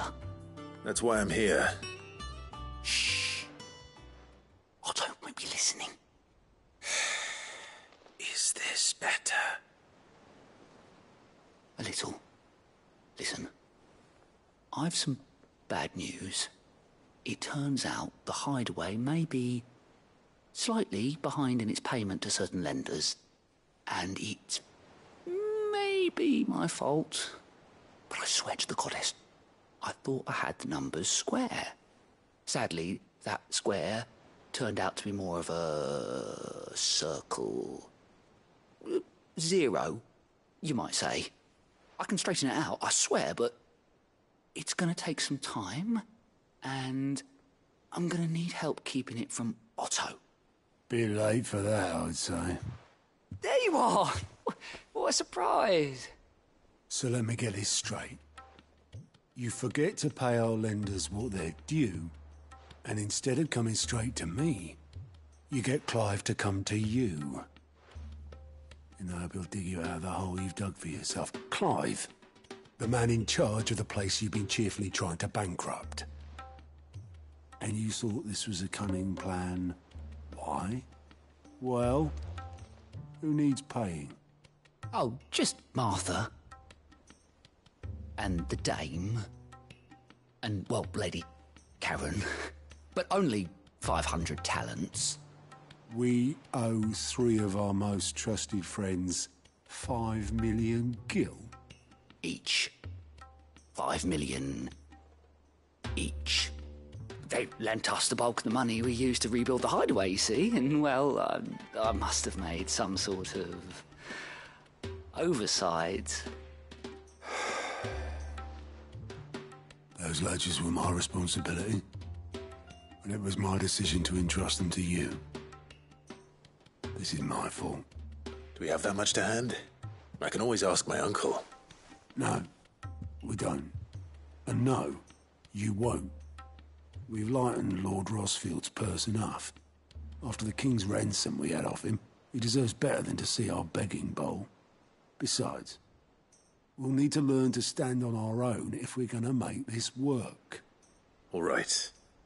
But that doesn't mean you have to shoulder the burden yourself. Is there anything I can do to help? There might be. How'd you fancy taking these to Martha and the dame? Rocks. Rocks, he says. Worth 1,000 talents apiece, these are.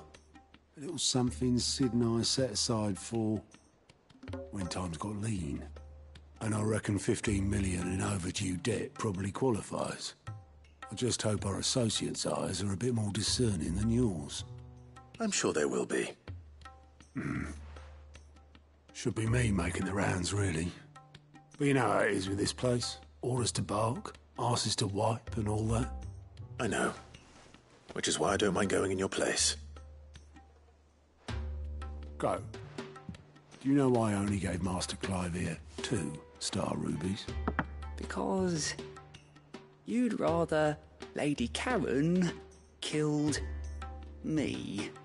Because I'd rather Lady Karen killed you. Yes.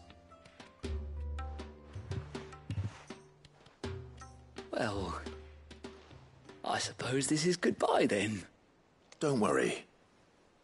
I'm sure Karen will understand. Really? Do you think so?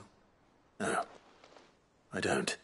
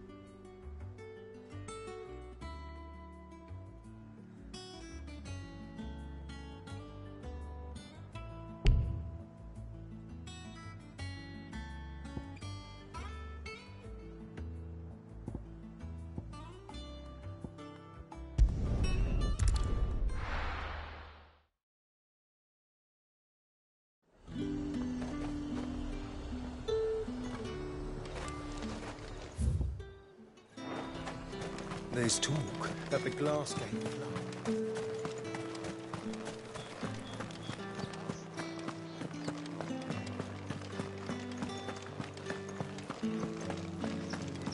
brought you here? The gates to heaven. I want to see you, Elite. It's all right. What am I going to do without sweet water and oil of talc? Still... Milady, I come bearing gifts. Gifts? Whatever is the occasion.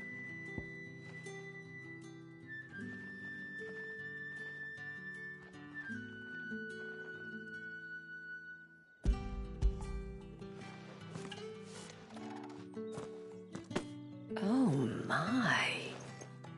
Clive, you really have outdone yourself. Otto asked me to give it to you. To settle the Hideaway's debt with the Veil. And to compensate you for the time it took us to do so. Oh, you disappoint me, Clive. I thought you might finally be warming to me. Tell Otto he can keep his baubles. I tried to tell him as much the first time around. The man owes me nothing, nor does the Hideaway. My contribution to the restoration effort was made freely and willingly. It was the least I could do. You once told me Sid did you a kindness. I'd like to do the same. Please, accept it. For my sake. And for Otto's. For all of us. For all you've done. It is rather fetching, isn't it? Very well. Otto is lucky to have you, Clive. I doubt anything could ever replace his son. But you and the others at the Hideaway are the closest thing he has to family. Otto had a son.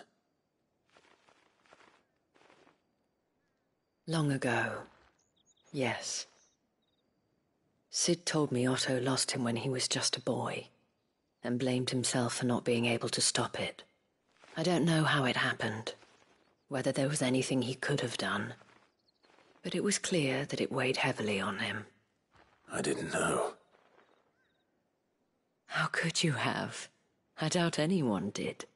Besides Sid, I've never met a man more keen to bear his sorrows in stoic silence.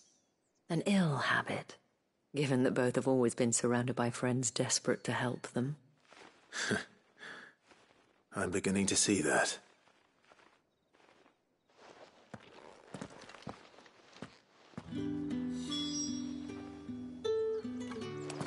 Give my regards to Otto, and tell him I do so miss his visits.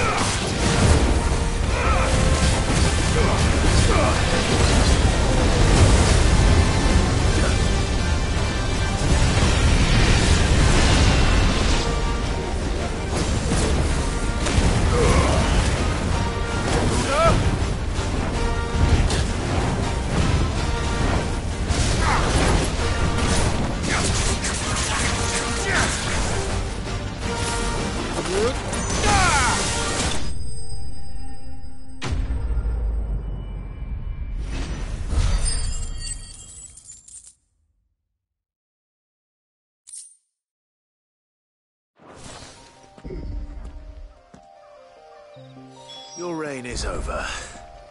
Now to collect the ash. This looks like the stuff. Let's see if there's any more.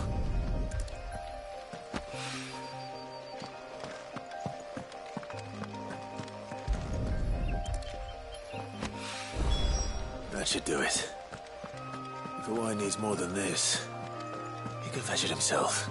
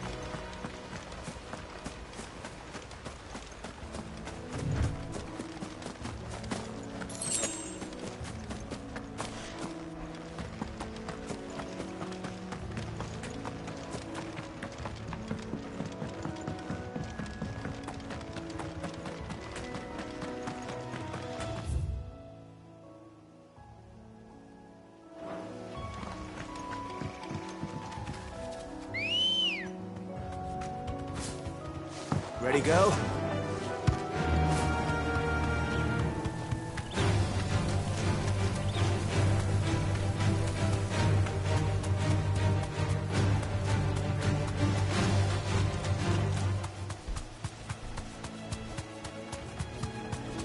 Well, it's certainly quiet. If I were a giant antelope, it would seem like just the place.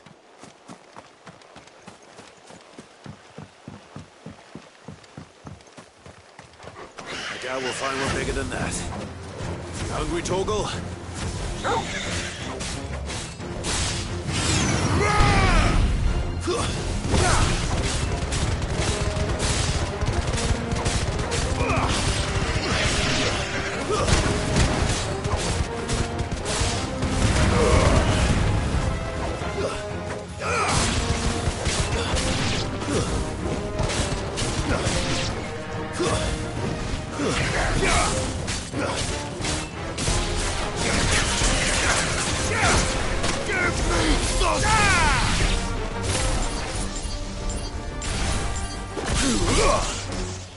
Fire and flame!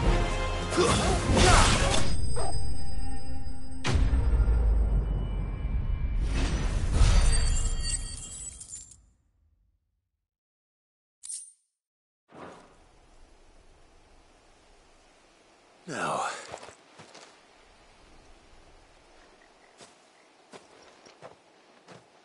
will it be enough, I wonder?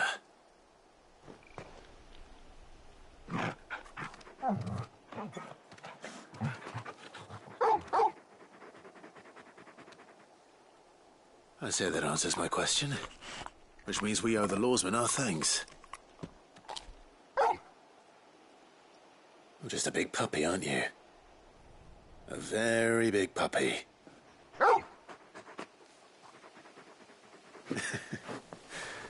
You do know you can take that with you, Torgal. Lady Karen will be relieved to hear you've got your appetite back. Come on, boy.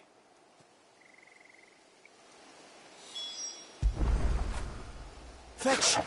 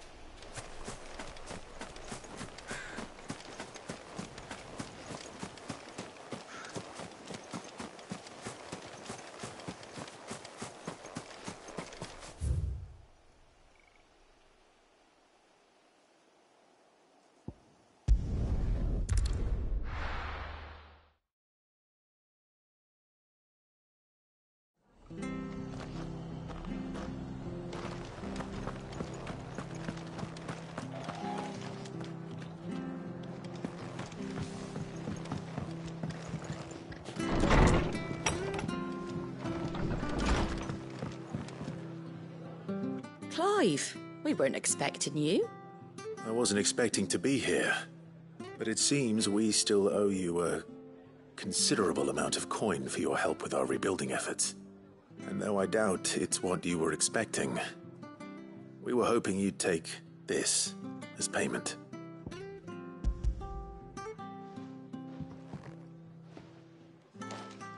A star ruby? I can't accept this.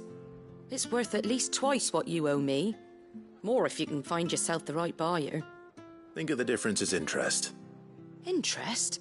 If word got out I charged that much, no one would ever borrow from me again. Anyway, why are you the one here asking me about this? I'd have expected Otto.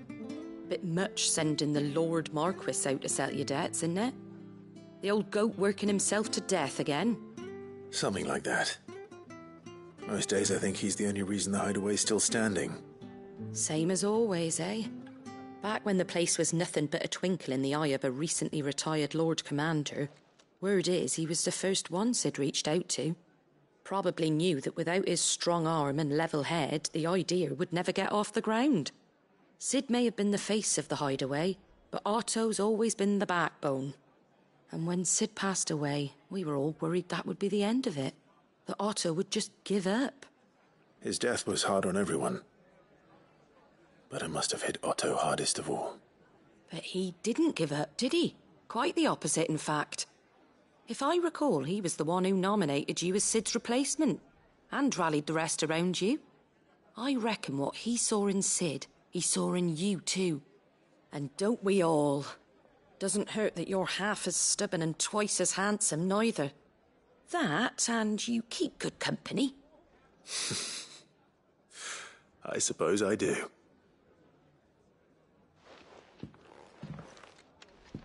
Goat will want to know the stones were delivered, if he's still with us.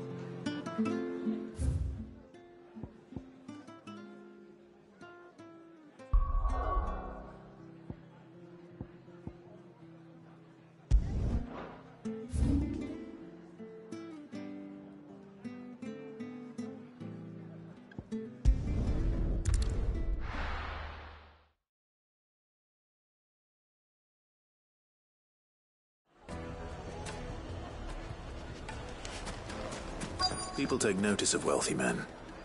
Shouldn't be too hard to track down Karen's collector. Back again, are you? Any more trouble and you'll be barred for life, however deep your friend's pockets might be. The St. Drake's Fang is gone. The whole Mother Crystal gone. Here. What are we gonna You. do? Listen, I've got this theory. The Fallen, I don't think they all fell. Some of them are still living among us. You could be one of them. I could be one of them.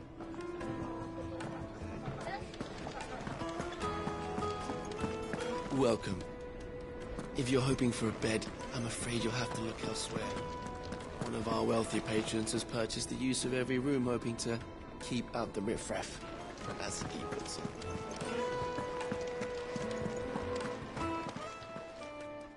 My reputation will be ruined! Ruined! Calm yourself, Lord Ignac, I beg of you, before you do yourself a mischief. Pardon the intrusion, but... Out! Get out! I paid for these rooms so I wouldn't be disturbed. Leave me be! Please, allow me to apologize. His lordship is going through a difficult time. and he's never been fond of guests arriving unannounced. Redeem! Get rid of the filthy oaf this instant! Very good, Lord Ignac. Would you mind stepping outside for a moment?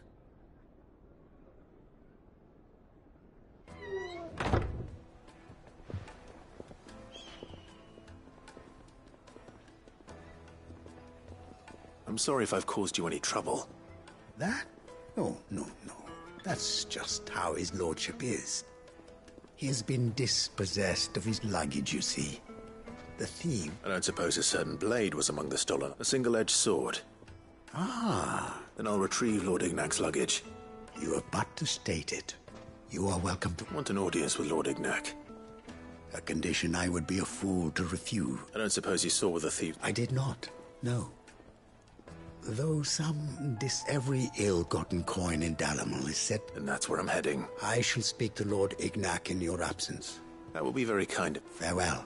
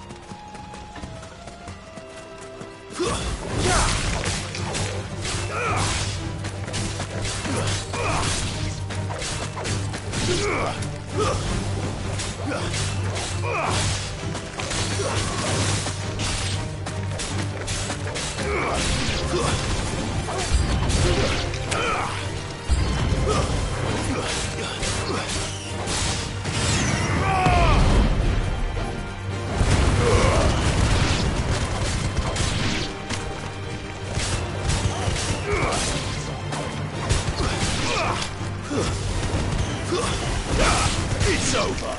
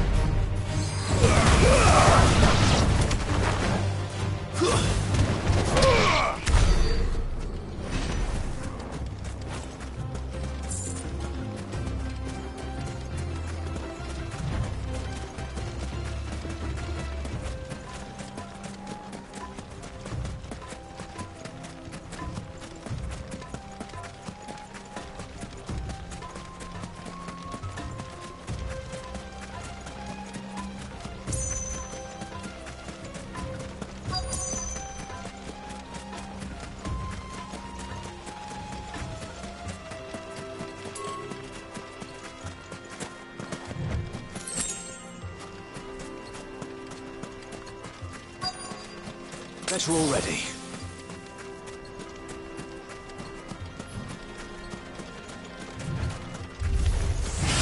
We've got company!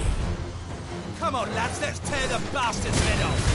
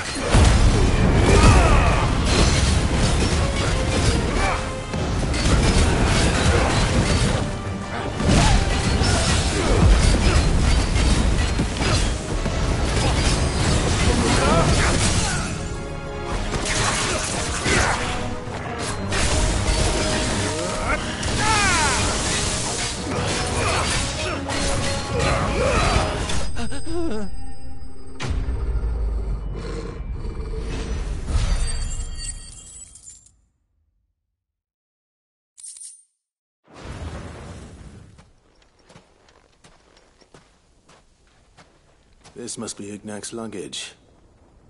Nothing seems to be damaged. All right. Let's get it back to Dalamel.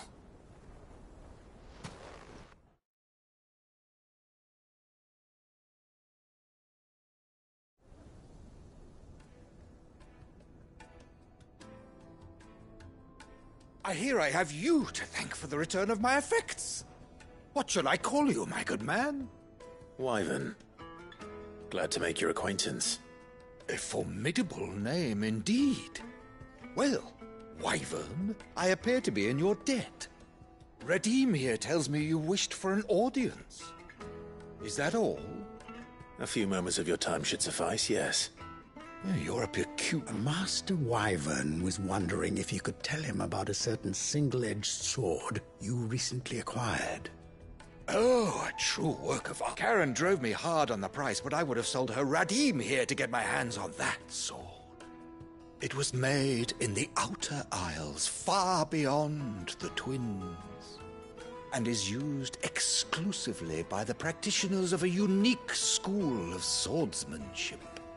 They believe no combat should ever exceed a single strike, and hone their blades to such perfection that none ever does.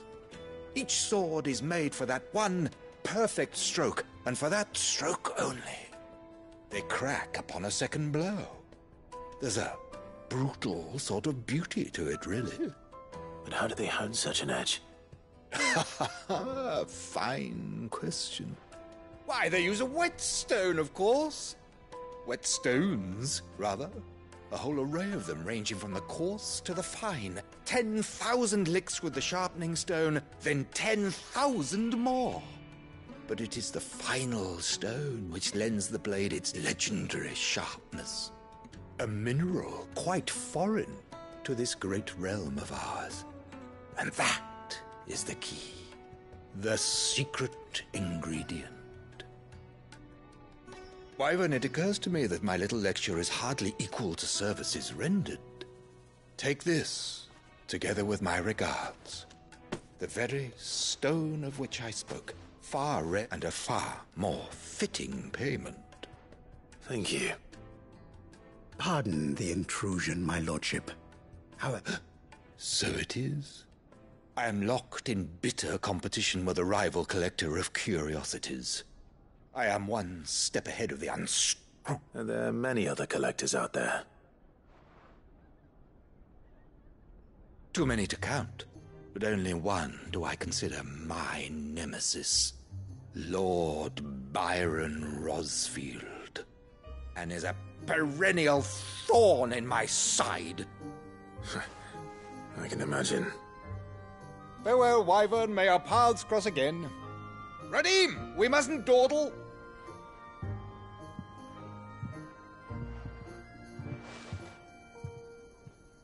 I think his lordship is rather taken with you, Master Wyvern.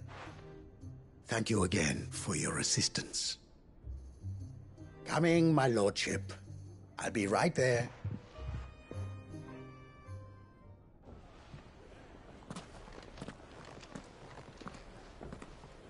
Trust Uncle Byron to find such an interesting rival. Now, let's see what Blackthorn makes of this whetstone, shall we?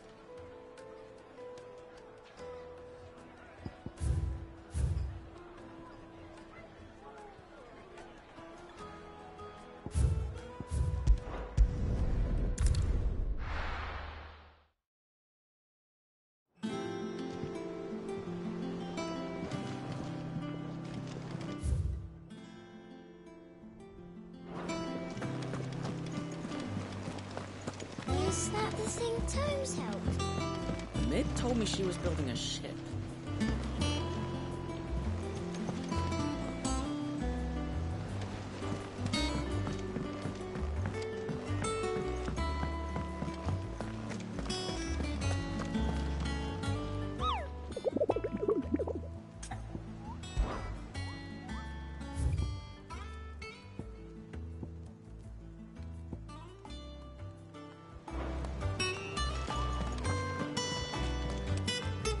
Goat.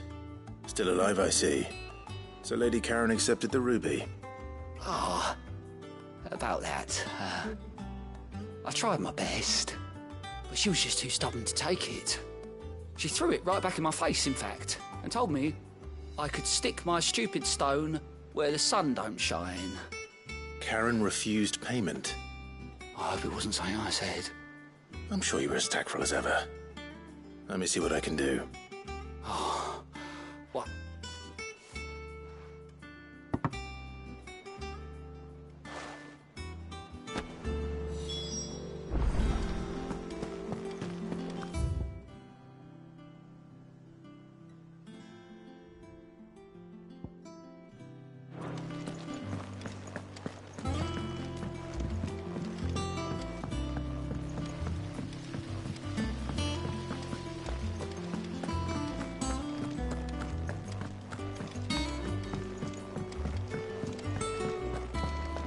Mid might need some help.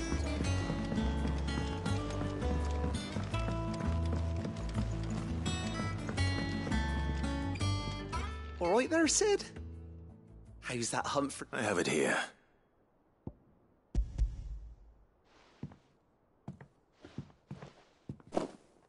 That's the stuff. And plenty of it, too. And you're a gent, Sid. Right then. Let's...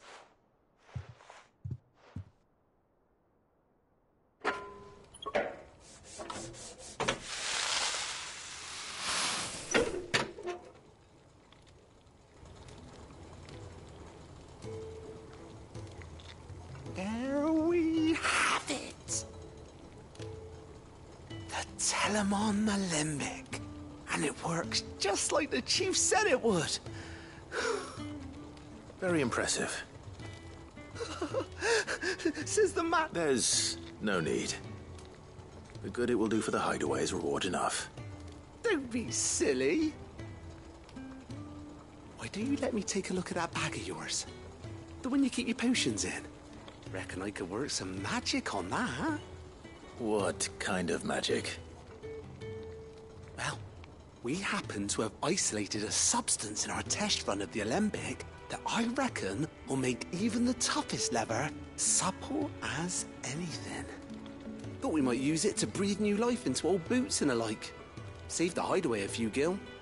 But I reckon if we slap a bit on your bag, it'll loosen it up enough for you to squeeze in a bottle or two more. Well, it can't hurt to try, I suppose. That's the spirit. Leave it with me. I'll only be a mo.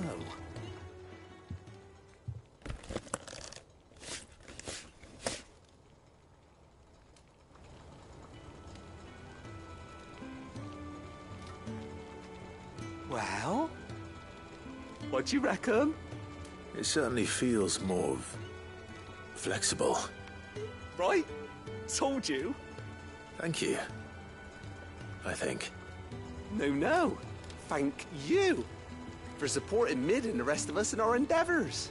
Without you, we'd never have been able to discover wonders like that stuff I rubbed on your bag. And I'm telling you, there's plenty more where that came from.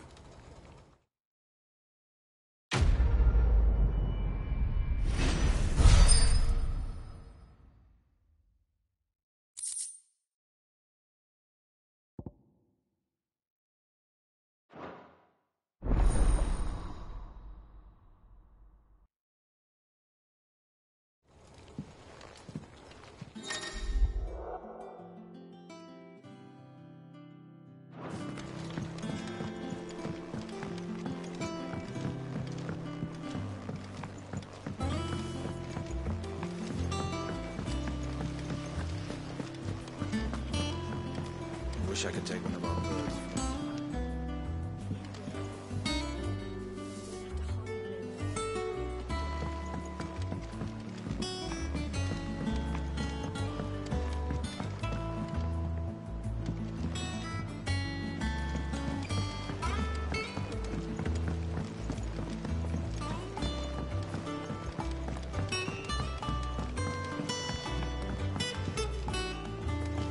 What do I have to eat to grow as tall as you, Mr. Stelz?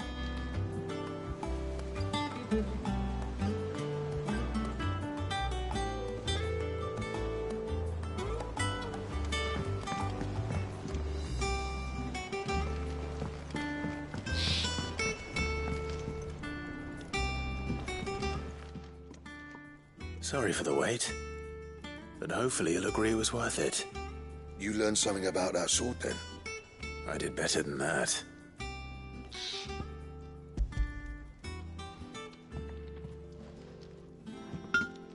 A whetstone? Yes. But not one you'll find anywhere in Valisthea.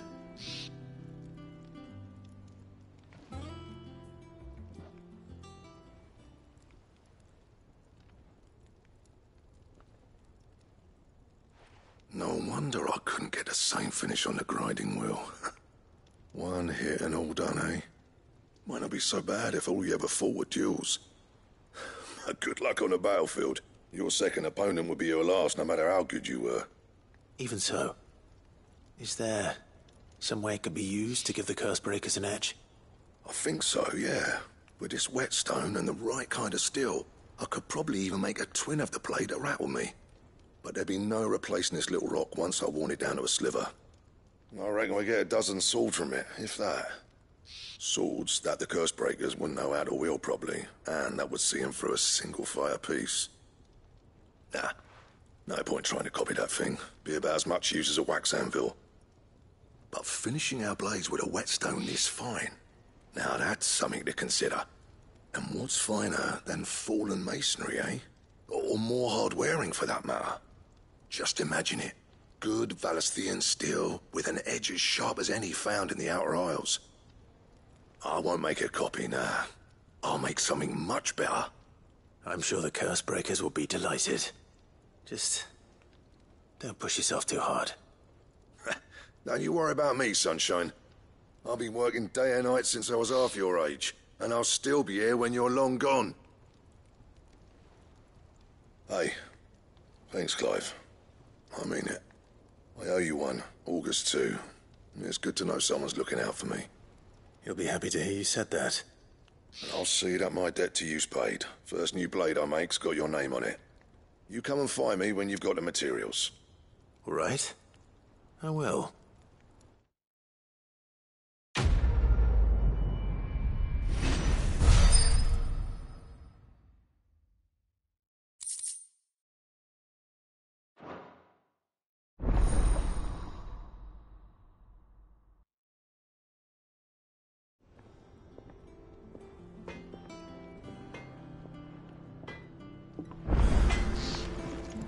Clive? What's saying for you, dear?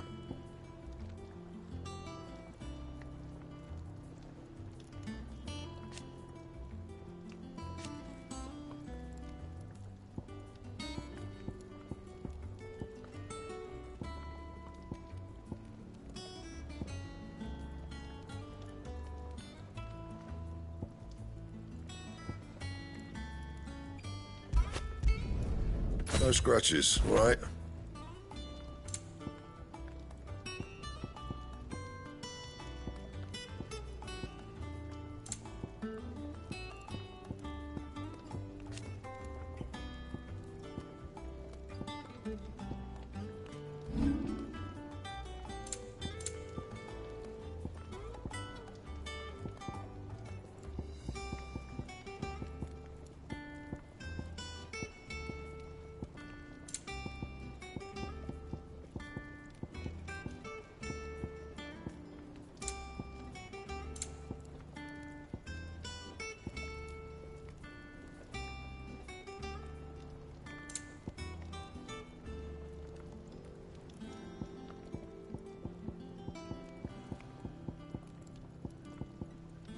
And?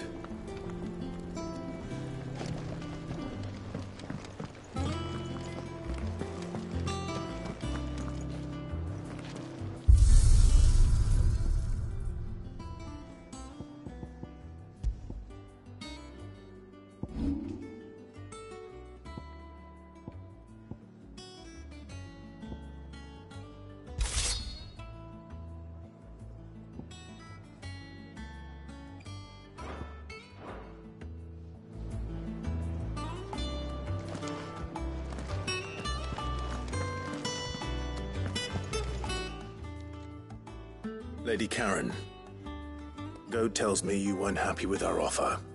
Would you prefer the debt was repaid in coin? What debt? I don't recall lending any of you lot me hard-earned gil. I may have tossed a talent or two in the Hideaway's coffers, but those were donations, and you can hardly call it charity if you go asking for it back. Of course not. But one good turn deserves another. And our circumstances have changed. Surely you wouldn't shun the gratitude of a pauper who happened to have become a prince. Oh, so you're a prince now, are you? Fine. But I'm selling it and taking what I'm owed, then you're getting the rest whether you like it or not.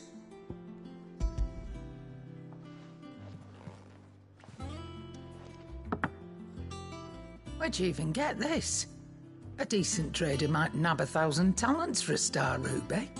A canny one, meanwhile, might claim it were nicked from the belt of Sid the Outlaw himself and ask twice as much. Might be I already have a buyer in mind. Might be you even know her. A fine continental maid whose beauty's only eclipsed by a guile in commerce. You wouldn't mind, would you? Not at all.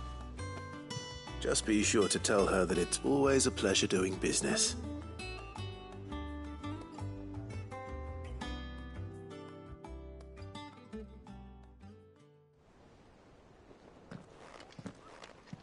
I hear you ended up delivering all 3 stones.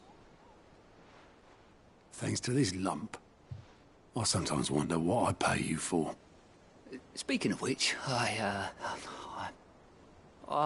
still haven't been paid last month's wages. Oh, so you remember what's owed to you then? Get your ass behind that disc of yours and don't get up before those ledgers are square. Right away.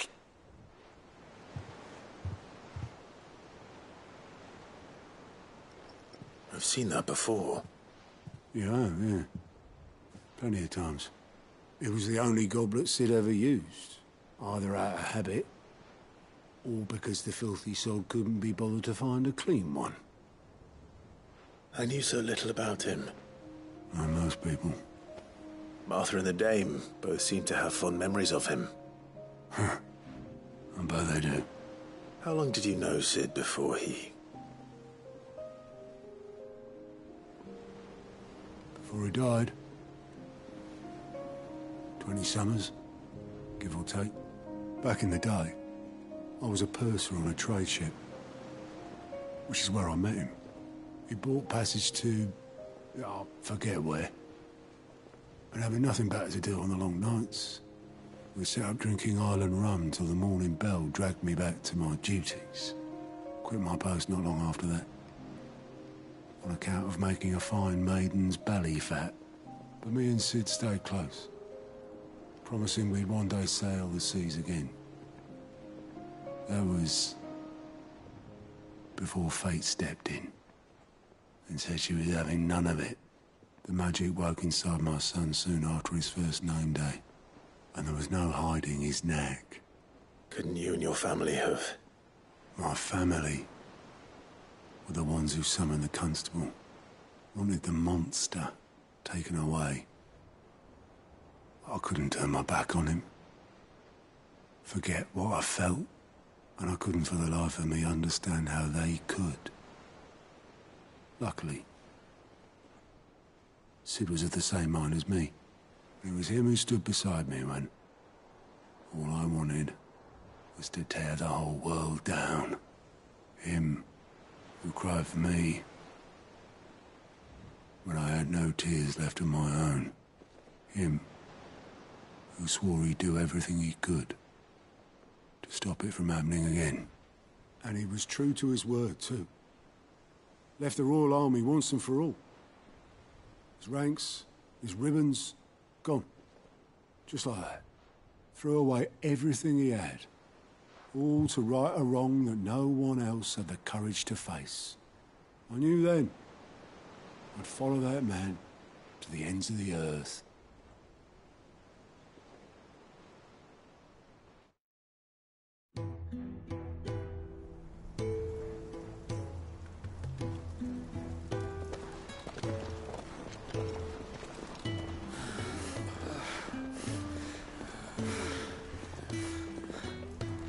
He was always too clever for his own good, was Sid. Saw the world for what it really was, while the rest of us were content to go along with the lie we were shown. And it can't have been easy, bearing that burden alone.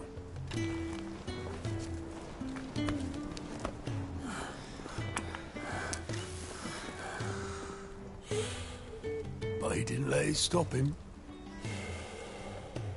He never lost faith in what he believed was right. And that gave us faith in him. Faith he'd steer us true. So I swore to myself that I'd always be right behind him, ready to catch the stubborn sod if ever he should fall.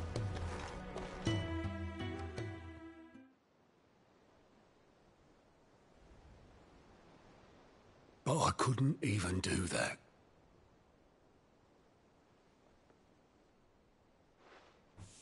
Ignore me. Just the ramblings of a tired old man. Leave that lot. I'll tidy it up in a bit.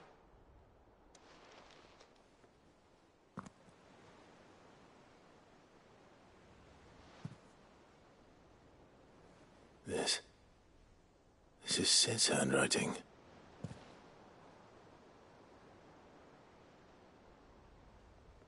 Dear Otto. I may be drunk, but I wanted you to know this place would be fucked without you. Love you, you grumpy old sod.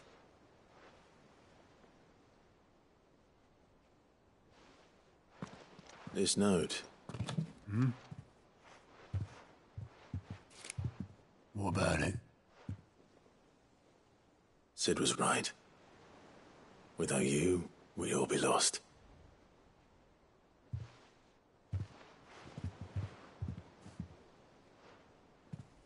He should have bloody well said so then. Just once. Before he went. But then, why would he? Him, or anyone? I'd only have told him to piss off.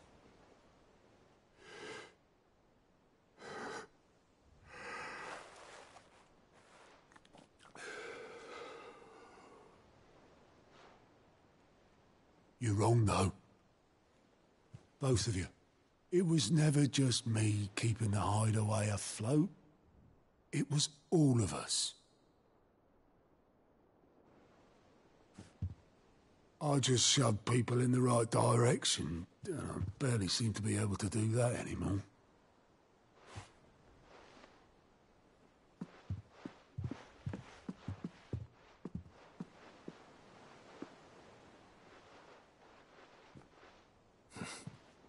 would you rather go at the helm? Well, maybe I've got a few more years left in me. I'm going to hold you to that, Otto. Before you go, Sid would have wanted you to have this. But that's... This'll do me just fine.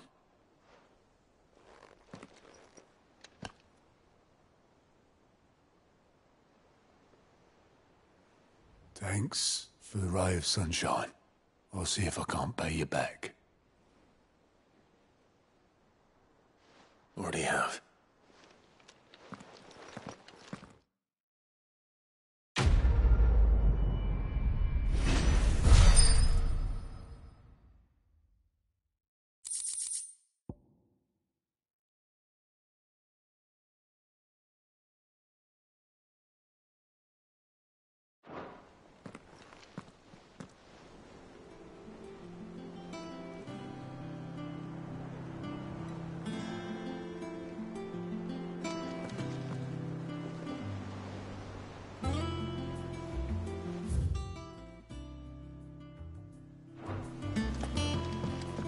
Mid told me she was building a ship. Really? That's a ship?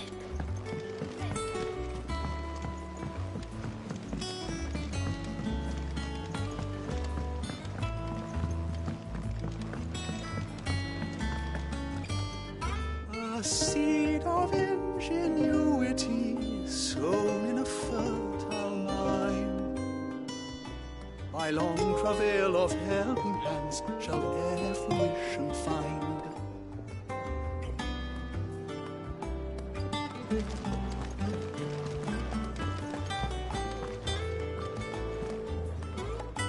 I noticed you and Torgal had gone off somewhere. Take him for a walk, did you? You could say that.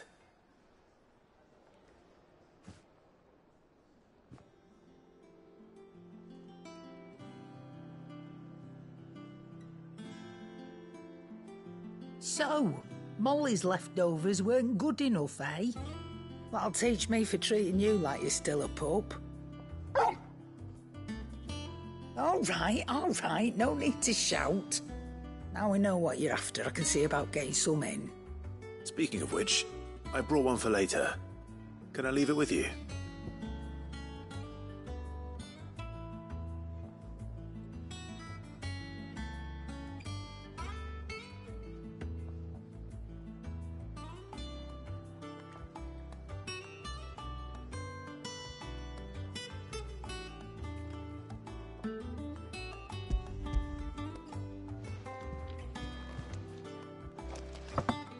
You can, aye. Not nice like that. In return, you can thank Tomes for me. The bloody know-it-all. I was just on my way to see him.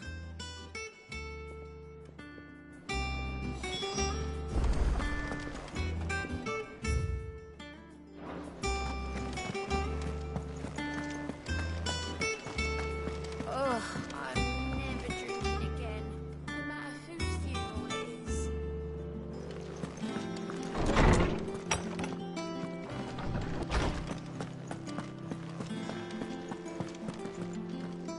Ah, Clive. Were you able to locate your quarry? We were indeed, Lawsman. You pointed us in exactly the right direction. And Torgal's been a very happy hound ever since.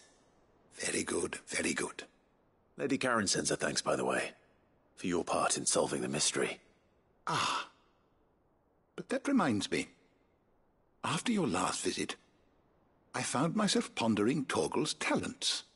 Do you recall our conversation concerning Lady Jill's role in Torgal's transformation?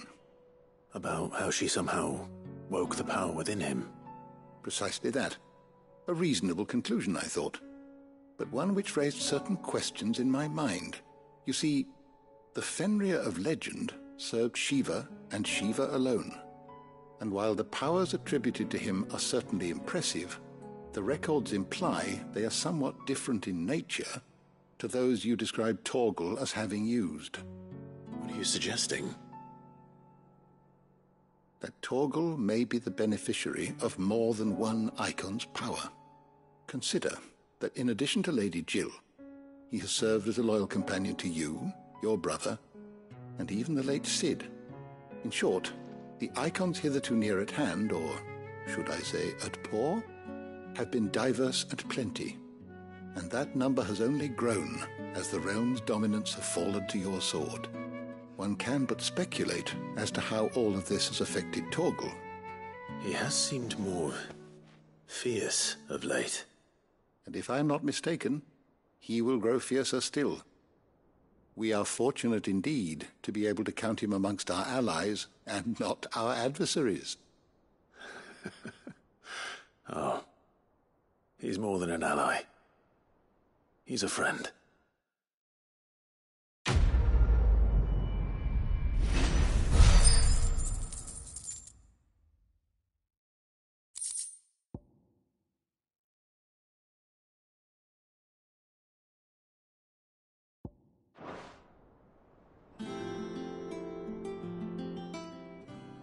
Is there something I might assist you with, Clive? I don't believe you've read this particular chapter before. What subject shall we consider today?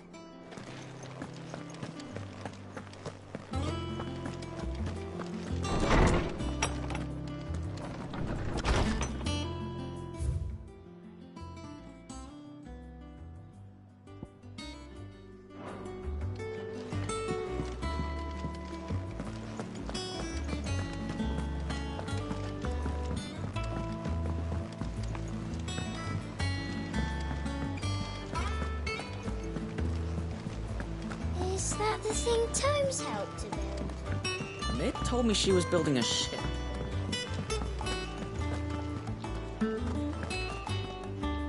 All right, Clive. Asterix. Mid finished sending half the hideaway traipsing across the twins, has she? I swear, that girl'd do anything to put off visiting her old dad's grave. No excuses now, though, eh? Not quite. She said there was one final thing she had to take care of. I'm sure she'll be finished soon enough. She said that? In those words? She did, yes. Clive? Were you born yesterday or something? There is no thing. She'll probably be halfway to Canva by now. Mid. I might still be able to catch her.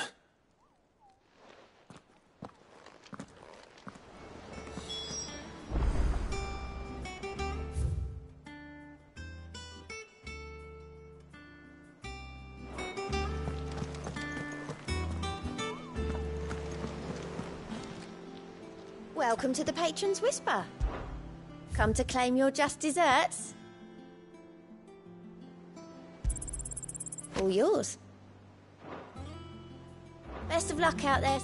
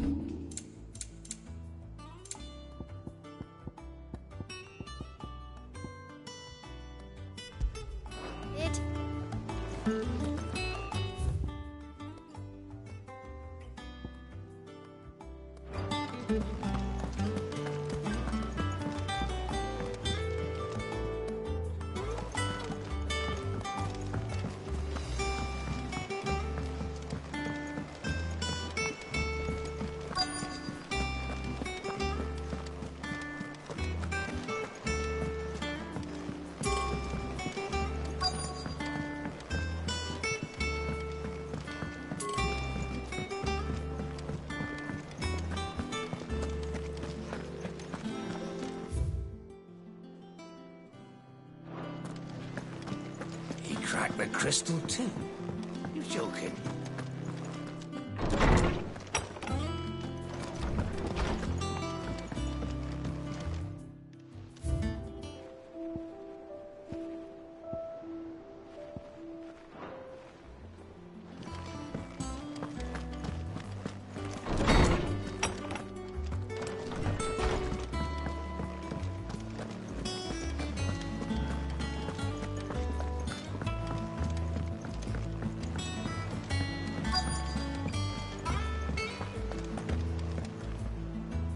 Obolus, have you seen Mid?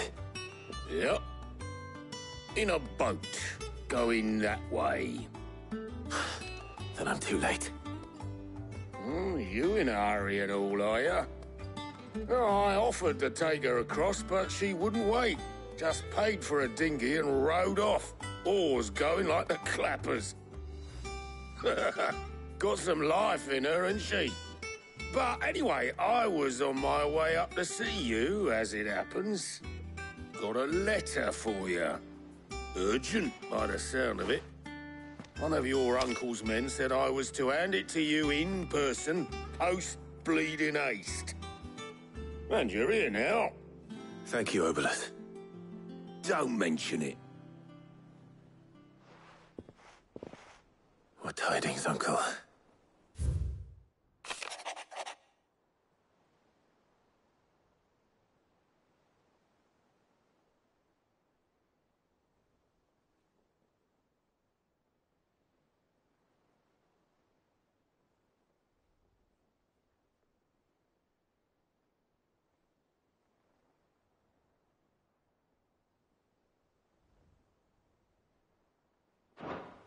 Trouble in Canva. Well, I'll need someone to keep an eye on Mid.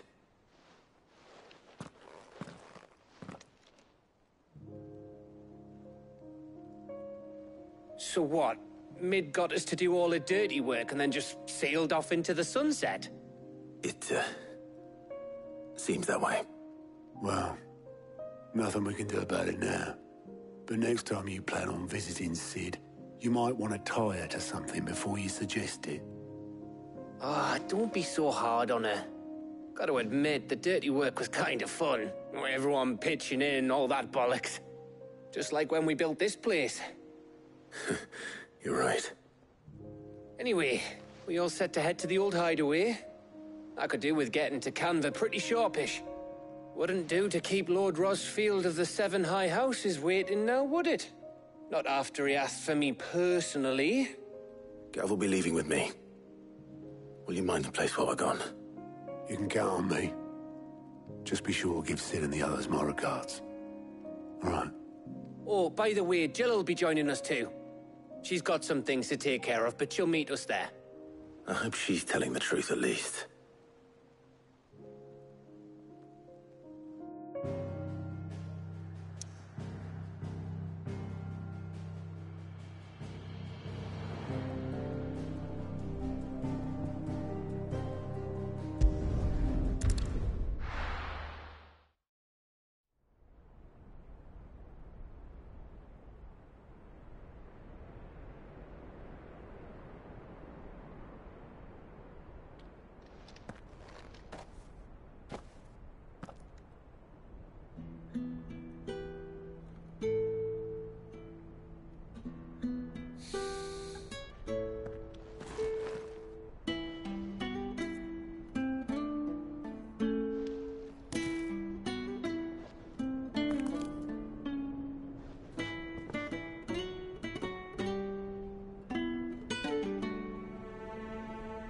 Well, Sid, I remember what you told me. That if no one is listening to what you have to say, you may as well not say it.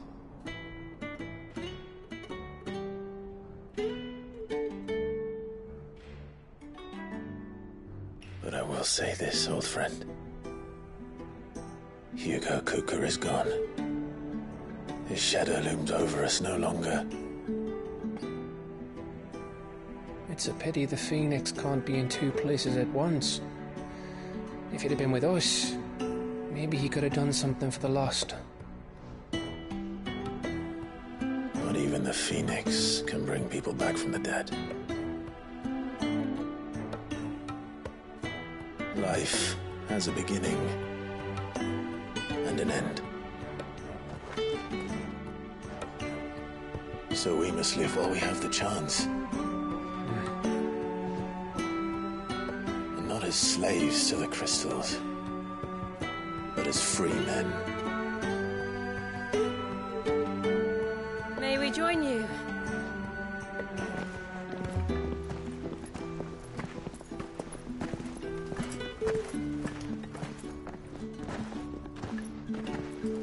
Lady Karen, what a pleasant surprise. I thought I'd drop by and see how you were all doing before heading off to restock my supplies.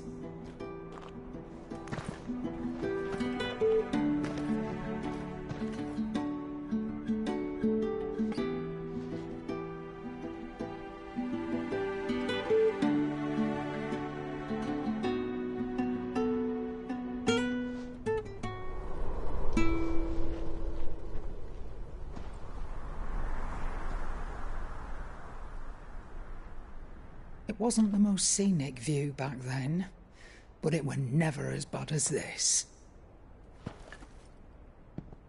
I know. The blight marches on. And soon, there'll be no escaping sights like these.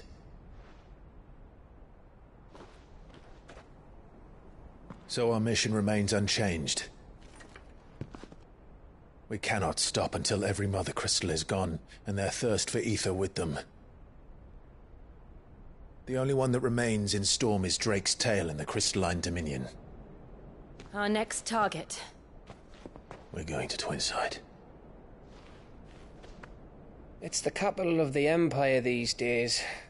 I wouldn't like to think how tightly guarded they've got the place. Not that that'll stop you.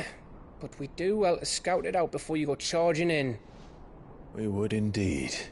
If you're off to the Dominion, you can take this great lump with you. Goods. Oh, I am sorry. Have you forgotten you're the most wanted man in the Twins?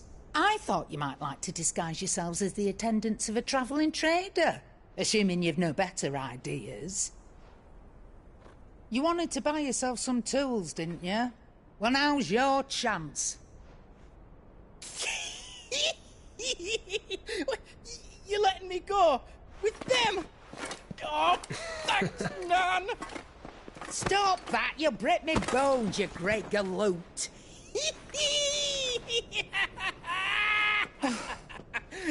There's a caravan that runs back and forth between the Dominion and the Bocklad markets. It's managed by the Merchants Guild. Just show them Goots' traders pass and you'll be on your way.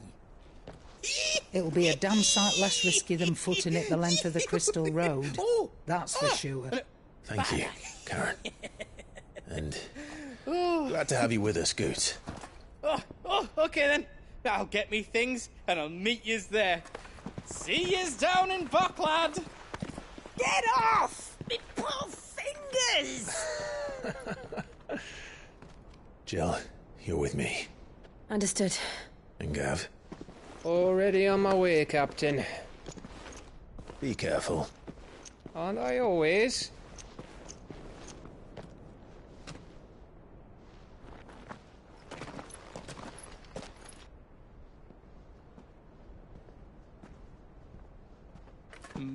Do you see that, Sid?